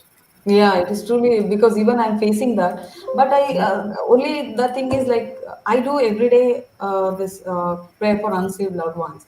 So I'm believing that I call up their name, so definitely they will come to know because I'm trying my best. Sometimes we try our best, but still, as we know that we are not the perfect laborers for them to give the word, because the word which comes from our mouth might not be touching to them, because the word has the power, but we are not the laborers. So it's purely the Holy Spirit. So our job is just to sow the seed. So then we'll go on tongues, or we'll ask the unsaved loved ones continuously, keeping them in front of our eyes, calling their names and in the prayer. And definitely the word will work, but everything that takes time. There's always the say, a seed time harvest. The time is in someone's life, it's very small, but for someone's life, like time it will go. Then the harvest will definitely come. So it depends on the person, how they choose the things. Yeah. Praise Jesus. Praise Jesus. Sister, the recovery period for you, the It's benefit just of yeah, well, from June to 6 months, just to finish all the medications and all. Then yeah, then I again in the last year, 2021, I had to go for some radiation. Yeah, but even there also, like doctor said, like you will have a lot of side effects, like the skin will be burned like that and all. But whenever I used to take any cream or something, while I used to put, Lord, this is your blood. So for everything, you keep him in the front, and you will see the result for sure. So because even the every cream and every drop of water, I say, Lord, this is your blood. This is your body. I eat your body. I drink your blood. You dwell in me, and I dwell in you. So everything, just keeping Jesus in the front. But the thief is always ready. If you are, having little time, also always ready, flying on our head, bringing thoughts. So, but because as no, we cannot fight the thoughts with thoughts. We can fight the thoughts with the word of God. So we have to use the word of God, and the moment you use the word of God, there's nothing, zero. You will not even hear anything. That's gone for. When it is small, you can crush it, but when it is stronghold, it's difficult. So it's better to finish it in the initial time only. Absolutely. Praise Yeah. Jesus. Yes, yes. that is why it takes time, no? Because a stronghold is like a fortress, a Mm, fortified wall. So when you true. start speaking one by one, those bricks have to start breaking. So that's why it takes time. But for some who don't have that stronghold yet, and they start, speaking the word of God, so there is a faster manifestation. True, true. Yes, God. Yes, God. Praise Jesus. Praise Jesus. Thank you, Jesus. Fedora, is there anything that you would like to ask or Praise God. Like Sister Smitra said, you will know the love of God. You will be able to, like, faith, hope, and knowing the love of God. So, and God is love. So, Sister Rima began to know the word. And somewhere down, I think the root is knowing the love of God. That she understood, see, it's not Satan that brought the sickness or disease. It was Jesus came to give a life and life in abundance. And she understood the truth. And now, when she's quoting scriptures, that she has gone through, she has made the decision to know God. She has made the decision to know the Word of God. Praise God. And the Praise truth God. has set her free. Thank you, Sister Jesus. Smitra is back. Yes, God. Thank Thank you, you, Jesus. Jesus. Thank Praise you, you, Jesus. Jesus. I'm sorry I lost connectivity. I would have missed on what Sister Rima and you all would have shared. But not knowing how much I have lost, I would still continue a couple of questions, if that's okay with you, Sister Rima. Yeah, fine, absolutely fine, sister. Yes. So, Sister Rima, I remember when I was talking to you, there was this incident wherein, you spoke about your mom having had a similar experience and how that would have played up on your mind. If you could share that, because I know that it is going to bless a lot of people, because I'm currently ministering to a lot of cancer patients who've had a family history of sickness. So if you could share that part, then maybe we could go and see certain scripture promises which will help others to overcome their situation. Yeah, it was like till I finished my graduation and all, sister. I was not much bothered about what had happened to my mother because I had lost my mother when I was very small only. It's not like after I grown up and all. When I didn't know, I don't even remember that about being with her and all. So it was very when I was very small. So during my graduation, the no my youth and also I was least bothered. But once I got married, slowly, I don't know how it started. From here and there, I started like the people here talking. No, it is heredity. It is heredity. No, there will be heredity. So if anything heredity, it's better to always to consult a doctor on prior and go for a checkup, regular checkup. All these things, because of when we are in this world, people will keep coming, bringing this kind of talks. This started slowly because since I didn't know, I was normal way of leading my life about knowing not knowing the word of God. So this started slowly thinking of my mind. So the fear started growing. So there was somewhere in my mind, even if I had gone for a checkup, even just since the people were suggesting, I had gone for some checkup before diagnosed. Even there was nothing is there, but even for a little bit of uncomfortable, even I used to think, okay, something might be not good, better go. So even for I have to go for an ultrasound before the diagnosis. So since it's a heredity, so that's how the stronghold it started growing. But then I had to go through this process where it's in a way that I can say that we or the people those who are in fear and think that it is the curse, it is the heredity generation. Definitely they have to accept it because you are only calling the things. So when we know that Galatians 3:13 that Jesus Christ has redeemed us from the curse of the law, and you claim it, there will be nothing.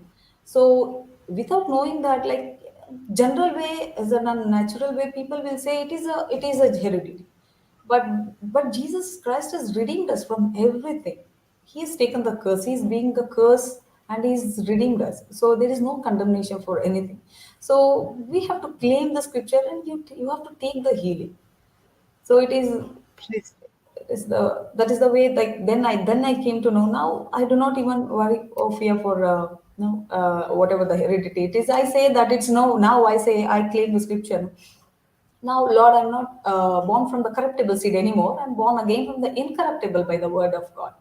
So I say, Praise yeah, God. no more. Yeah. And my gene, my DNA, everything is matching because it is you who shed that blood for me. And that is the blood which is flowing in me. Yeah. Praise That is God. how. Thank you, Jesus. Praise Jesus.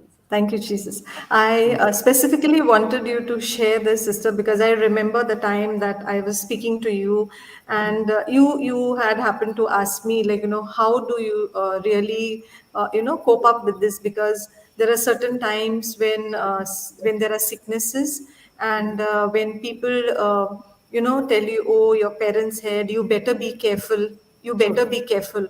So there are always these kind of things which are coming from the world which tell us, be careful, huh? Your father had this, so you are at a risk. Be careful. Your mother or your sister had it, so it is hereditary.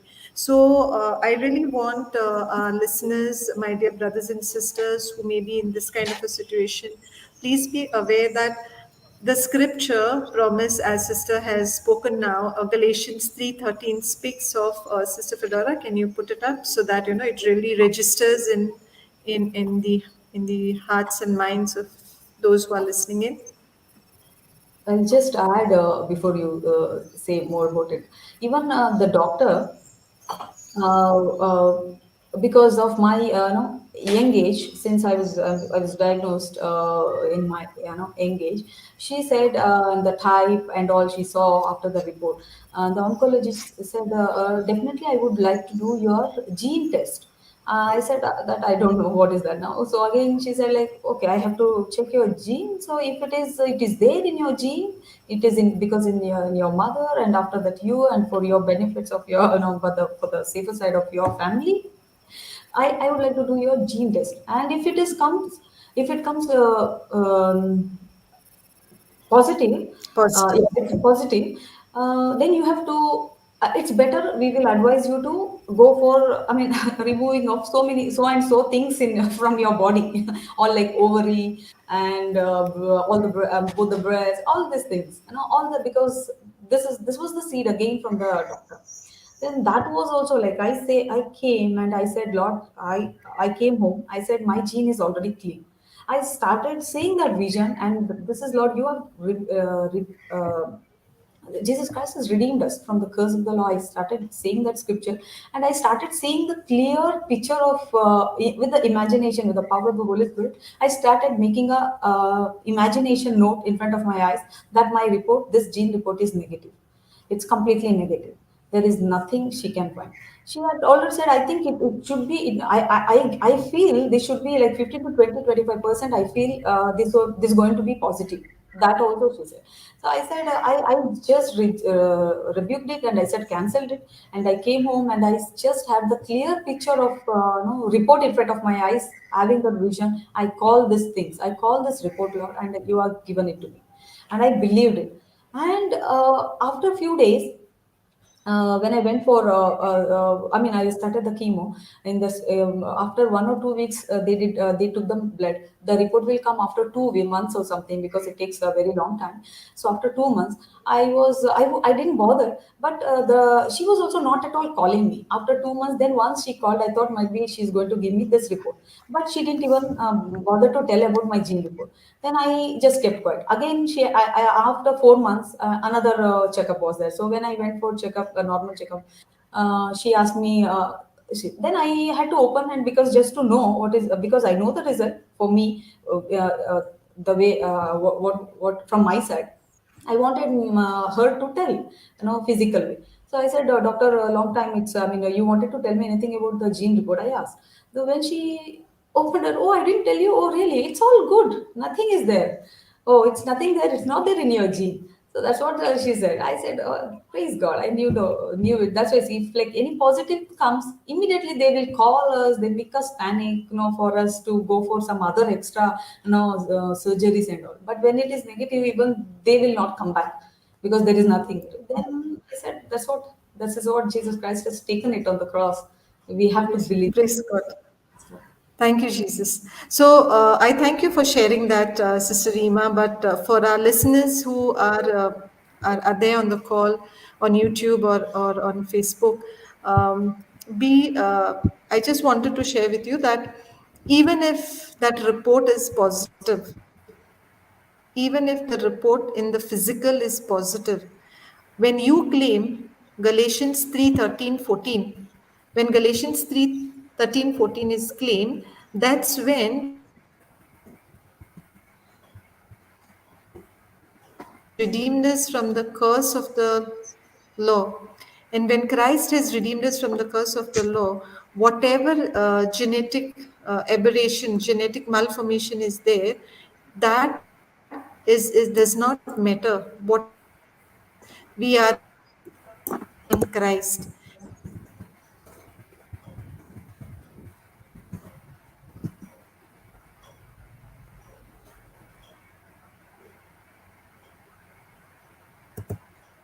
Thank you, Jesus. Praise you, Jesus. Hallelujah. Thank you, Lord. Praise God. Thank you, Jesus. Thank you, Jesus. Praise God.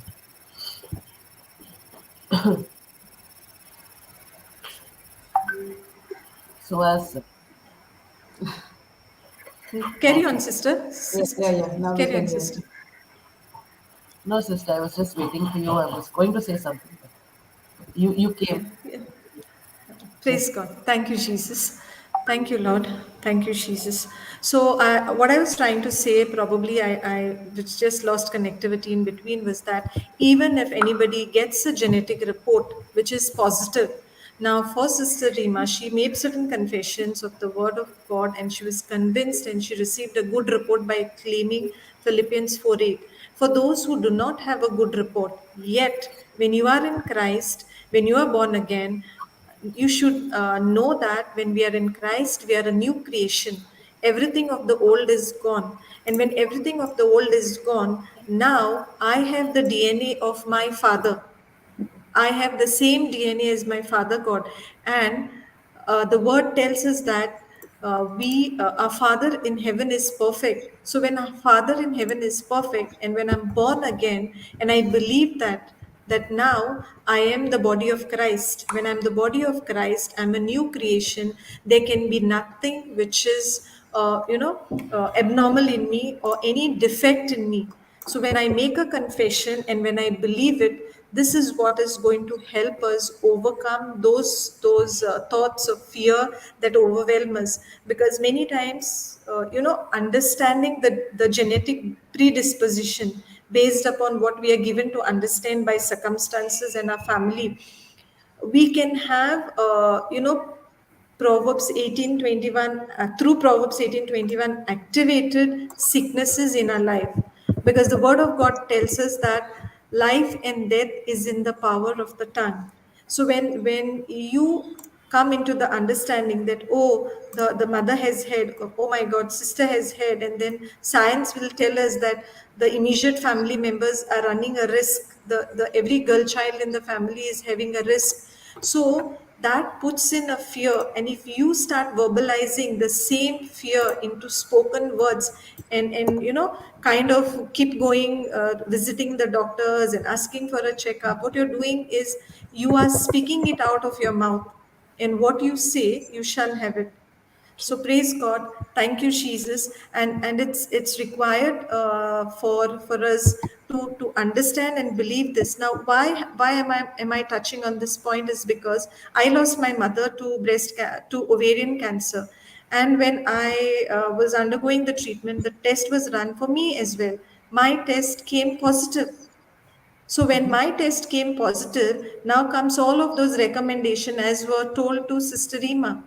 Now, Yeah. because I was comforted by the word, because I have got the understanding of the word of God, because of what the word of God has told me, and I have believed, when we know that in Isaiah 43 verses 18, it says, forget the things of the past.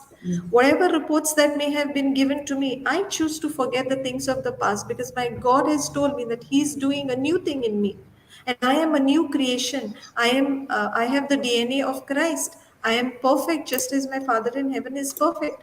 So what happens is, because of the understanding of God's promises, because of the knowledge. Now from where is all this knowledge coming? Now this knowledge is coming from the word of God. From where was the earlier knowledge coming? The earlier knowledge was coming from the fact report, from family history, from whatever was passed on from generation. So when I take, so depending upon from where my knowledge is coming, I will align my thinking to that knowledge. So if I have the knowledge of the world, in knowing that genetic predisposition is putting me at risk, I will keep thinking what I keep thinking. Eventually, I will start speaking and begin to see the manifestation. But when I choose to align myself with the word of God, believe in promises of God, I keep my focus on Jesus and what his promises are telling me, then I can, by the power of the Holy Spirit, in the name of Jesus, rebuke, curse, cast out everything that is infirmity, and speak my heart's desire and believe that what I have spoken has come to pass. So, my dear brothers and sisters who are listening in, do not live in fear of the reports which come in. The reports are not the final authority. But when I choose to make the word of God as my final authority over my life, then I have in Christ every promise of God made yes and amen for me. So, because I'm in Christ and I believe that each and every promise of God that God has given me, that He's blessed me with a long life and He's satisfying with me with long life and showing me His salvation. He's blessed me with all of this. Christ has redeemed me from the curse. Christ has already healed me. Then I am not called to live in fear of things that are told to me. Certain things can be received by us through our status of family. Certain things can be brought in as fear. So we see that, sister, one thing that you really mentioned, caught my attention was you said when the port was infected, you had fever which was about 40 degrees centigrade. So in here in India, we look at in terms of Fahrenheit, and when I checked it corresponding, that's 104-degree Fahrenheit. So it wasn't a low grade fever. It wasn't True. also just high fever. It was very high fever. Yeah. And when Yes. you get a fever of that grade of 104 and stuff like that, there's always And a risk moreover, wherein yes. in yeah, No and you immune talk also, about in nothing, because all my blood yeah. was like showing all like zero zero. We could see that, all this they see, HB and all other things, which is the good cells. Everything was showing just 0.5, wherein we had So to have 12, 40, all these things numbers, but it was like low immune. But there was no fear. There was no fear. Even the nurse was checking and she said, "Oh, it's a high fever." And I said, "Don't worry, the Spirit of the Lord is upon me. God has already healed me," because I had already received that report by then. Then on October 1st, even before receiving the final physical report, I had received and I claimed that day. It was October 1st, 2020. It's a beautiful teaching. What I would like to say is, like, people, no, when brother is teaching, or whenever any teaching is going on, if any person is going through the same affliction or something, and if anyone is praying for anybody else, it doesn't mean that you have to be online and you have to speak to them and they have to pray to you only. It doesn't mean that. It is there is the because they are speaking and they are praying for using God's word. It is not their word. So it's a God's word. It has the power, so if anybody is praying for anyone, if you are going through the same affliction or any problem, like anybody is having any body pain or bones and all these things, and if anybody is praying for other person about the bone, you claim that. Definitely it will work in you. Definitely. Yes. praise God. Thank you, Jesus. So true, sister, because the word of God says that God is not partial. God is not selectively healing a few or a handful. Yes. That healing is available for each and every person who's in Christ and who's receiving it by in faith, by through love. That's what we have seen today. So when I fully agree with you that when a prayer is made for healing somebody, and if you have tuned in, you can surely tap in that and receive and download that healing for yourself. Because we know that when the apostles moved in, even when their shadow fell upon the sick, the the Mm. the, the people were getting healed. If you look at it in the Acts of Apostles, I don't Mm. recall the exact scripture number right now, but even the shadow had the anointing which healed the sick. So when somebody is making a prayer and you are tapping in that anointing, because according to Psalms 107:20, the word of God says that the Lord sent out his word and he healed his people. So that word that is being sent out, as a person is praying for another person, you can by faith tap in. Because we've also learned how the woman with the issue of blood, when she only touched the hem of the garment of Christ, when she believed it, she tapped in that anointing and she received her healing. So that's a very, very beautiful point that you have made. And that is why when a person chooses to take a teaching, and if anybody of you who are listening in is going through any affliction, you take a teaching, you can take a healing teaching or a faith teaching, you play that teaching, and as the prayers and the scriptures have been explained, and healings have been spoken, you at that point in time can choose to make a decision. Lord, I receive this healing for myself by faith. And because the word of God is active and living, because Jesus is the same yesterday, today, and forever, that word will work for you irrespective of who has spoken it, irrespective of when it has spoken. So it does not require, it's not that only if you attend a live retreat, or it's only when a person physically places the person's hand on you, you will be getting the healing or the anointing. We are given the power of imagination. We have been given the power of imagination, and the word of God is telling us that the Lord sent his word and he healed his people. So really thank you, Sister Rima, for speaking uh, that particular point, that when we listen, we can claim it for ourselves. That's really a very significant learning for us to take home today. That it is not limited to only a group or X, and it is not bound. The Word of God is not bound by time. So it is the same yesterday, today, and forever. Whenever it is spoken, the moment you are listening to it, the moment you are reading it, the moment you are accepting it, it is working for you. Praise God. Thank you, Jesus. Thank you, Lord. So, sister, a final question before we can conclude is, uh, you were claiming the promises, and you were speaking them out. Now, had you experienced side effects, and how was it like? Because you were taking the word of God, did you experience some Yeah, benefit in, excuse me, in that area of life too? yeah. Uh, yes, I like during this high dose of medicine, I had full mouth ulcer. I could not even swallow even my saliva, and also the taste of my mouth was nothing. I could even without putting the salt. I used to prepare the food, and I could not eat. And without putting the salt, I could feel the whole full dish is full of salt. So it's like for everyone, it's a different, and even there is no salt required at all at home for anything. So in that way, and also, yeah, I had a severe constipation. So I used to get even the bleeding while passing stool. So even I had to go for the doctor to consult even that one.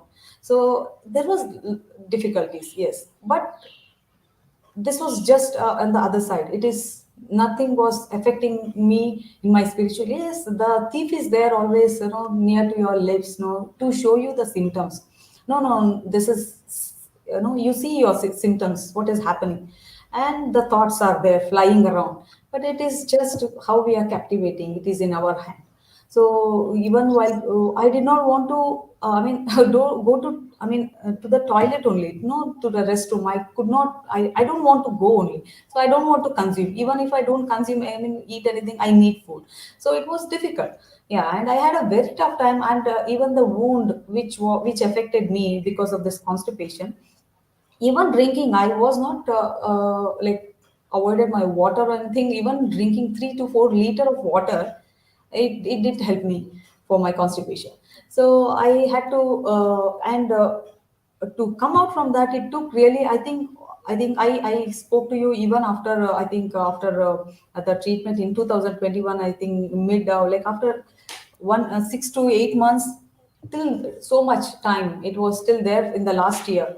So it was really very it was paining, giving me very tough time to you go to restroom. Even I finished with the chemo on 2000 the year 2020 November, and I had a tough time till March, April, no, not March, like almost 1 year. Last year October, November, till one for 1 year, I had a very tough time. Yeah, that's Praise using God. using the restroom. Thank you, But Jesus. still, I did it. So, Then so I it, Yeah, no, yeah. I didn't. I was just pray. I was What's just claiming everything, Lord. Every drop of water is your blood. Every day praise morning, God. just used to bless everything. Whatever I'm cooking here in this house, turn into your body, and every drop of water turn into your blood. That's what goes in our body. It works in perfection, and the complete. Praise God. And also, it helped. Say what you mean it, those prayers also. Yeah, and with the complete your human anatomy is completely perfected as your heavenly father is perfect, so nothing like Praise can. God. Thank you. Yes. Thank you, Jesus. So here we understand that when a person comes here and shares the testimony, it's not that they have had zero side effect. It's not that that journey hasn't been, painful. When you go through that process, just as how when you test gold, like you need to make any gold ornament, they need to melt it, and then they need to it really gets tested in fire. So in the same way, when we go through certain afflictions, when we continue to keep our focus on Christ and keep speaking the scripture promises over our life, in due season we get the benefit of what we are speaking. Because it's not that tomorrow somebody can come and say, oh, I have also said all of these scriptures, but I'm having so many side effects. Maybe what you are telling is just like, you are just saying it. I don't think this is really true. But it's not to say that there will be, just because you're speaking the promises and you're confessing, it's not that from now on, like you say it now and the next moment all side effects will become zero. Sure. No. True. Just like the way when the mother is conceiving a child, the mother does not start playing with the child the very next day. That there is a process by which the child who is conceived has to grow, the organs have to be developed. The mother patiently waits for a process of 9 months, and when the baby is fully formed, then comes the time of the delivery.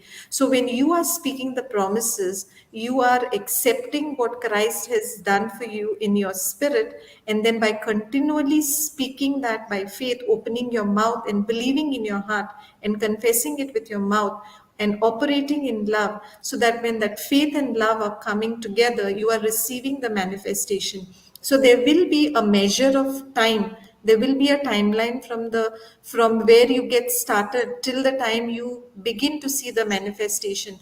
But we are not supposed to be discouraged. We are not supposed to keep speaking what we see, because we are called to not focus on what can be seen, because what can be seen is temporary. What cannot be seen is eternal. That's what 2 Corinthians 4:18 tells us.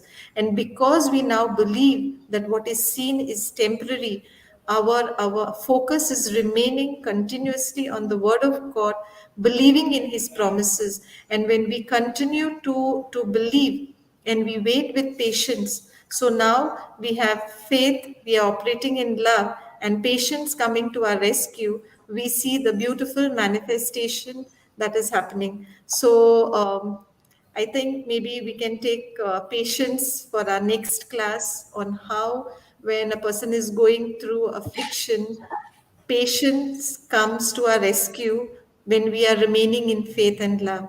Praise God. Thank you, Jesus. The thing is, So, we sister, are we believe, general way of believing. Like, see, we are very sure on the things only because it we can see. But still, there are some things we believe very much. Even like tomorrow the sun will come, or no, tomorrow is the day you are going to see or not. You don't know, but still you believe that tomorrow we are keeping something ready, and tomorrow we are making something arranging, and we are keeping on prayer. Now tomorrow, we have to go for somewhere, then we are arranging it. But do you know that you are going to go tomorrow? No, but you believe the sun, that sun will definitely will come. So we are believing. Now example of like one, this is the example which I really helped me when brother was teaching. When you enter the lift, you know that you want to go to whatever so and so floor, like fifth floor. You believe before going that you cannot see the fifth floor, but what you desire is that you have to go to the fifth floor. So you will press the button. lift button. So that is, you are having full of confirmation that you will go. But how do you know that you will go or not? That is the way, in the same way, you are going inside the lift. That is, you are in some kind of trouble, you are, getting in. And the faith, the button which you press, that you, where you have to go, is that fifth floor. That is your faith button. So when you press that button, it the your journey starts. So, but what if when you're reaching, before reaching that fifth floor, you will think that no, still I did not, in one sec. I mean, one, and it's not, you cannot just, you press and you reach there. It takes a second, at least 2 to 3 seconds. So before you reach that, what if you press that stop button? It stops there. In the same way, when you enter the when you are in the faith, when you press that button, you want what your heart desires, what the healing you want, you press that button. That is the healing button. You press that and you take that. Before receiving that, you believe that you have received it and you're reaching there. You're reaching there. You have to receive it. You imagine the things, that it's no longer that everything is just put, because Jesus is only telling that I am the body of Christ. So we should believe that I am the body of Christ and we have crucified with him. It's no longer we who live, it's Christ who lives in us. So that's how we have to believe it. And you press that button and confess with your mouth. Before getting into that where you desire, if you press the stop button, means seeing the symptoms, and you say that no, seeing the symptoms, that no, I don't know that, I have this, all the side effects, will I do it? That's how, where you are pressing the button of stop, which where it will not take you to where your desire is. So it's better, it's once you start, do not see any other things, because there are a lot of buttons are there in the list, but your focus should not be on those buttons. Your focus should be where you have to reach. That is the button, means where your healing will, it's come already in your hand. There, do not see any other symptoms, do not see any other problems in the middle. Yes. Praise Praise God. God. Jesus. Lovely. Praise God. So beautifully put up, Sister Rima. And I recollect that you mentioned you had also made a vision according to Habakkuk 2:2 to 3. Yes. So you already had written down your desire.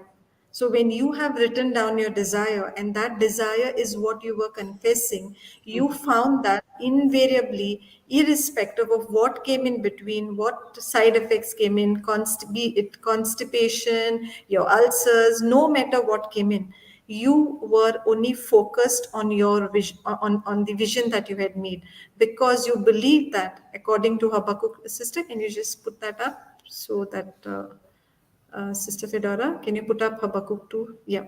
So you believe that when you have made a vision, that vision will come to pass, and truly it came to pass. So this is such a beautiful journey, and how would your life have changed after having come into the word? So if you could sum up in a few sentences, what were you like, what was Rima like before this diagnosis, and how are you today, in your journey with the Lord, or even in your life as such? Yeah, yes, sister. Like before, see, when when the people used to say, "Now you have to go for a no checkup and all these things," when the worldly people will say, like, do your treatment regularly, and anything comes, like, okay, I used to accept it. So that how it started growing. So I didn't know how to say back, because since there is a lack, the word of God, because I cannot fight thoughts with thoughts. So we have to fight the thoughts with the word of God. So when someone says, I used to take that thought and I started building. I started building up like a building. So it's become a fortress, as Sister Celestina said. Yeah, it became a fortress. So the now, even for everyone, since we are in this earth, so planet Earth, definitely the thoughts will not stop, because the evil is there always. The devil work is to come, steal, kill, and destroy. But what is our job? Because when we know the word, we can fight it back. So when it is in the strong, in the small only, we can speak it back, the word. Every related, any kind of problem, Job related, there is a scripture for related job. You do not have a memory related. Everything is there. The treasure, the provision, it is there in the everyone in everyone's house. It's a Bible. So we have to take that. So that's the reason God, Jesus says, keep my word in the tip of your tongue. They meditate on it day and night, so that when the thief comes, we can fight it back. So we cannot stand when the word of God is there. But with you, that is your armor. As in Ephesians, it says, you put up all these armors. So cover your body with this armor.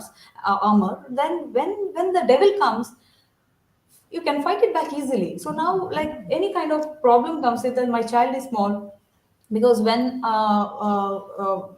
before the diagnosis, I had my child. I used to make him, pamper everything. I used to worry, fear anything. But now, if he falls, also get up and walk. I say. So before it used to be, I used to pamper him, like in that way. Now it's fine. Now I'm having some kind of the moment when he says, okay, just drink the blood of Jesus and everything will be fine. No, I while speaking itself also I say like this.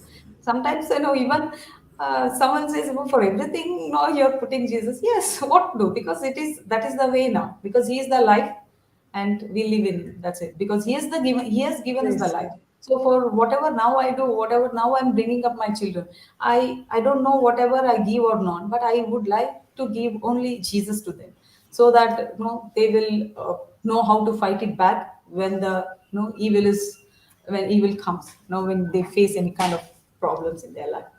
That's how even for anything, even during the treatment, my son was having the stomach pain or something. But since I learned that word, before I used to hug and I don't know what to do, what to pray. Jesus, please, please, heal him like that. But now I started on that day when I still remember.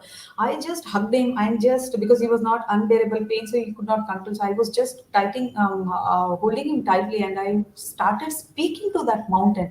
You Satan, get out from him right now in the name of Jesus. I command you. I take this authority which God has given me for in Luke chapter. I'm taking this authority. I trample on the serpents and scorpions. Nothing shall harm him. So I'm taking this authority in the name of Jesus the Nazareth. You get out pain. You get out Satan from his body right now. This is how I speak back now. Anything for any, even for if they are coming back from the school since they are going now. If they're coughing, if they are not having some sneezing and all, I just rebuke there only. I smash it there only, saying that in Jesus' name, get out sneezing. That's how I'm just Praise living. God. I'm feeling really good with myself. And the moment after 2, 3 sneezes, stop. Nothing. It's coming. Even for Thank you, sneezing, Jesus. I'm using. It might look simple for people, but for me, it is making a very big difference. And by God's grace, everything is going well. They are going school, coming back home. Nothing, no, nothing. There is no sickness when Jesus is with us. Amen. Praise God. Thank you, Jesus. I truly am in awe of your boldness, of your confidence. And I'm sure, and I know that you're also already reaching out to people. And you are a mighty warrior, a cancer killer. And I know that through the comfort that the Lord Jesus has given you, and just as 2 Corinthians 1 verses 4 says that with the comfort that we have ourselves received, we step out and we comfort others. I believe that you are now all, geared up to comfort others with people who have similar affliction. So thank you, Sister Rima, for coming and sharing your journey. And can I request you to make a small closing prayer, releasing the anointing of studying the word and destroying the cancer with the word, that the victory that you have received? Can you pass that anointing to our listeners? Okay. Thank you, So Jesus. Yeah. um,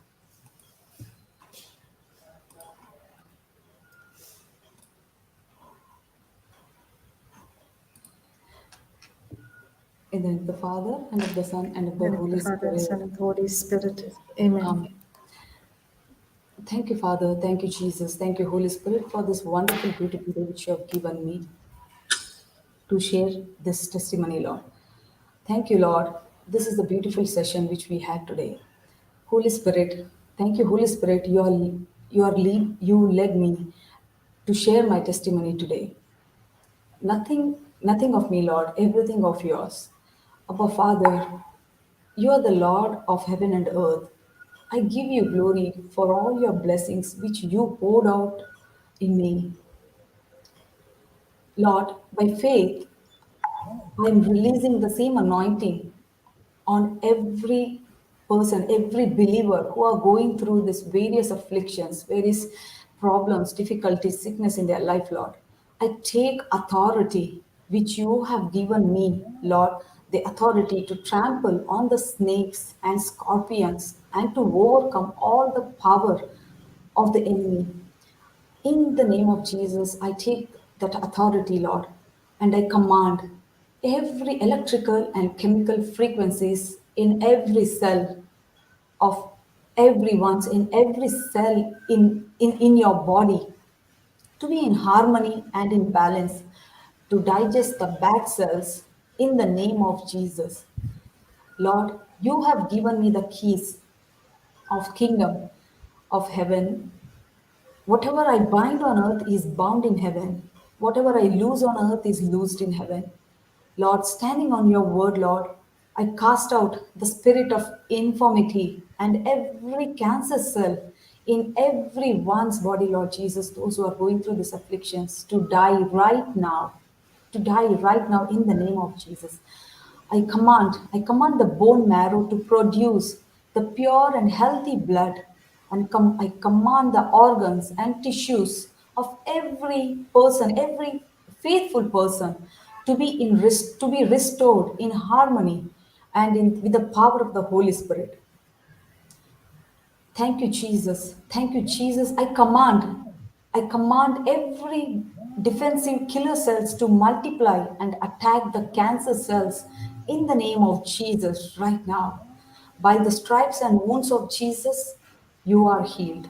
Thank you, Jesus. I believe it, Lord Jesus. Your blood is flowing in them, Lord. Thank you, Jesus. They are completely healed. Your life of Jesus is flowing in each one of the person who is listening, Lord. Thank you, Lord, for teaching me, Lord, today. I thank you, Lord. I praise you, Lord. I find peace, Lord, in every situation of my life. You have given me the peace, Lord. You have plans for me, plans to prosper me and not to harm me, Lord. Plans to give me great future and hope. Father, I cast all my cares unto you, Lord, because you care for me. When I stand on your promise, Lord, we are we are worry free, Lord.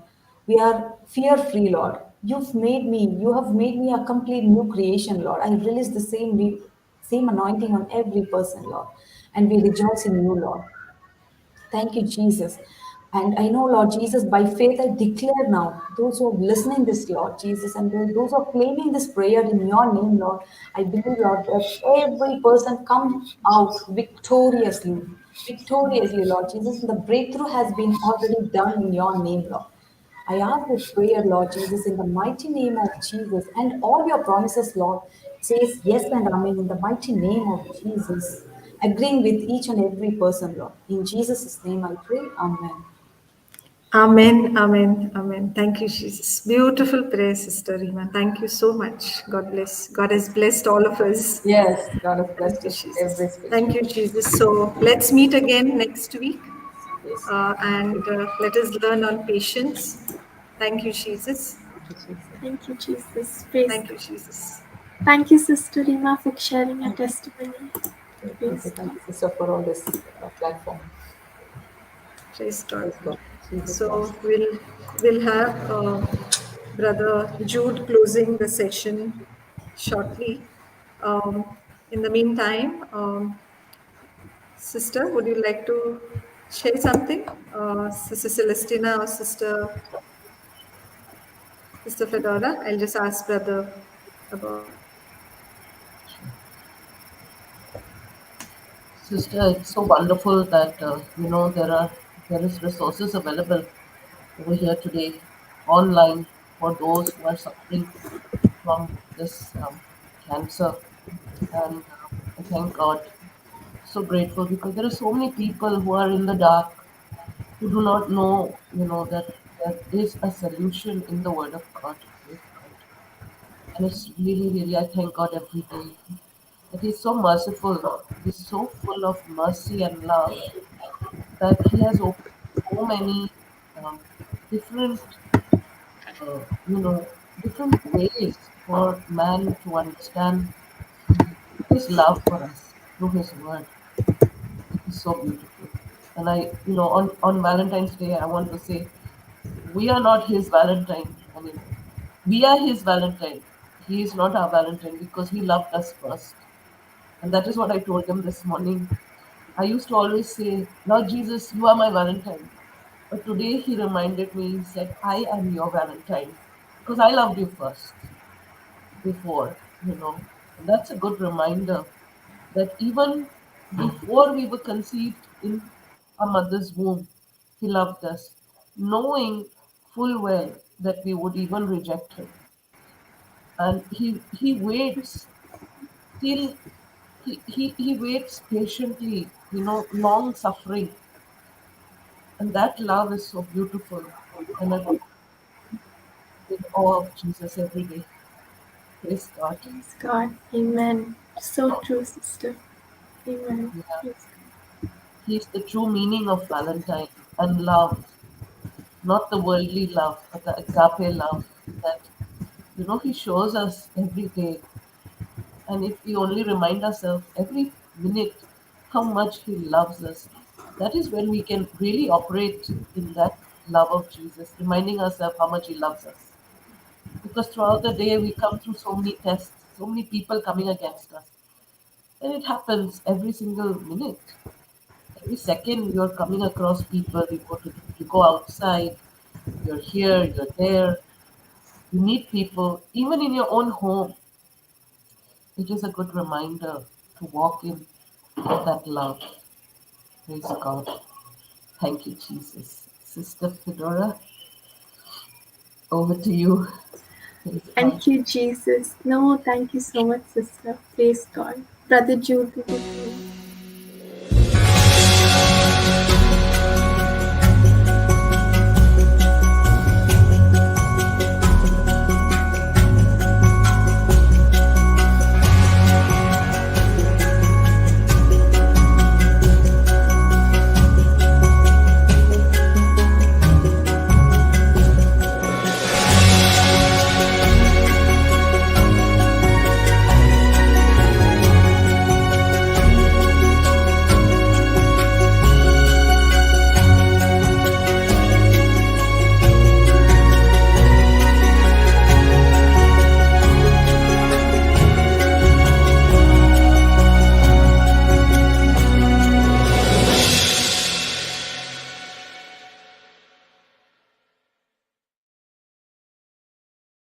Son, the secret is not how many retreats I attend, not how much of the Bible I know. The secret is how much of the instruction I'm putting into practice. The Christian life is to learn how to fight this battle. And this battle is not physical, and this battle is spiritual, and this battle is every moment, every second.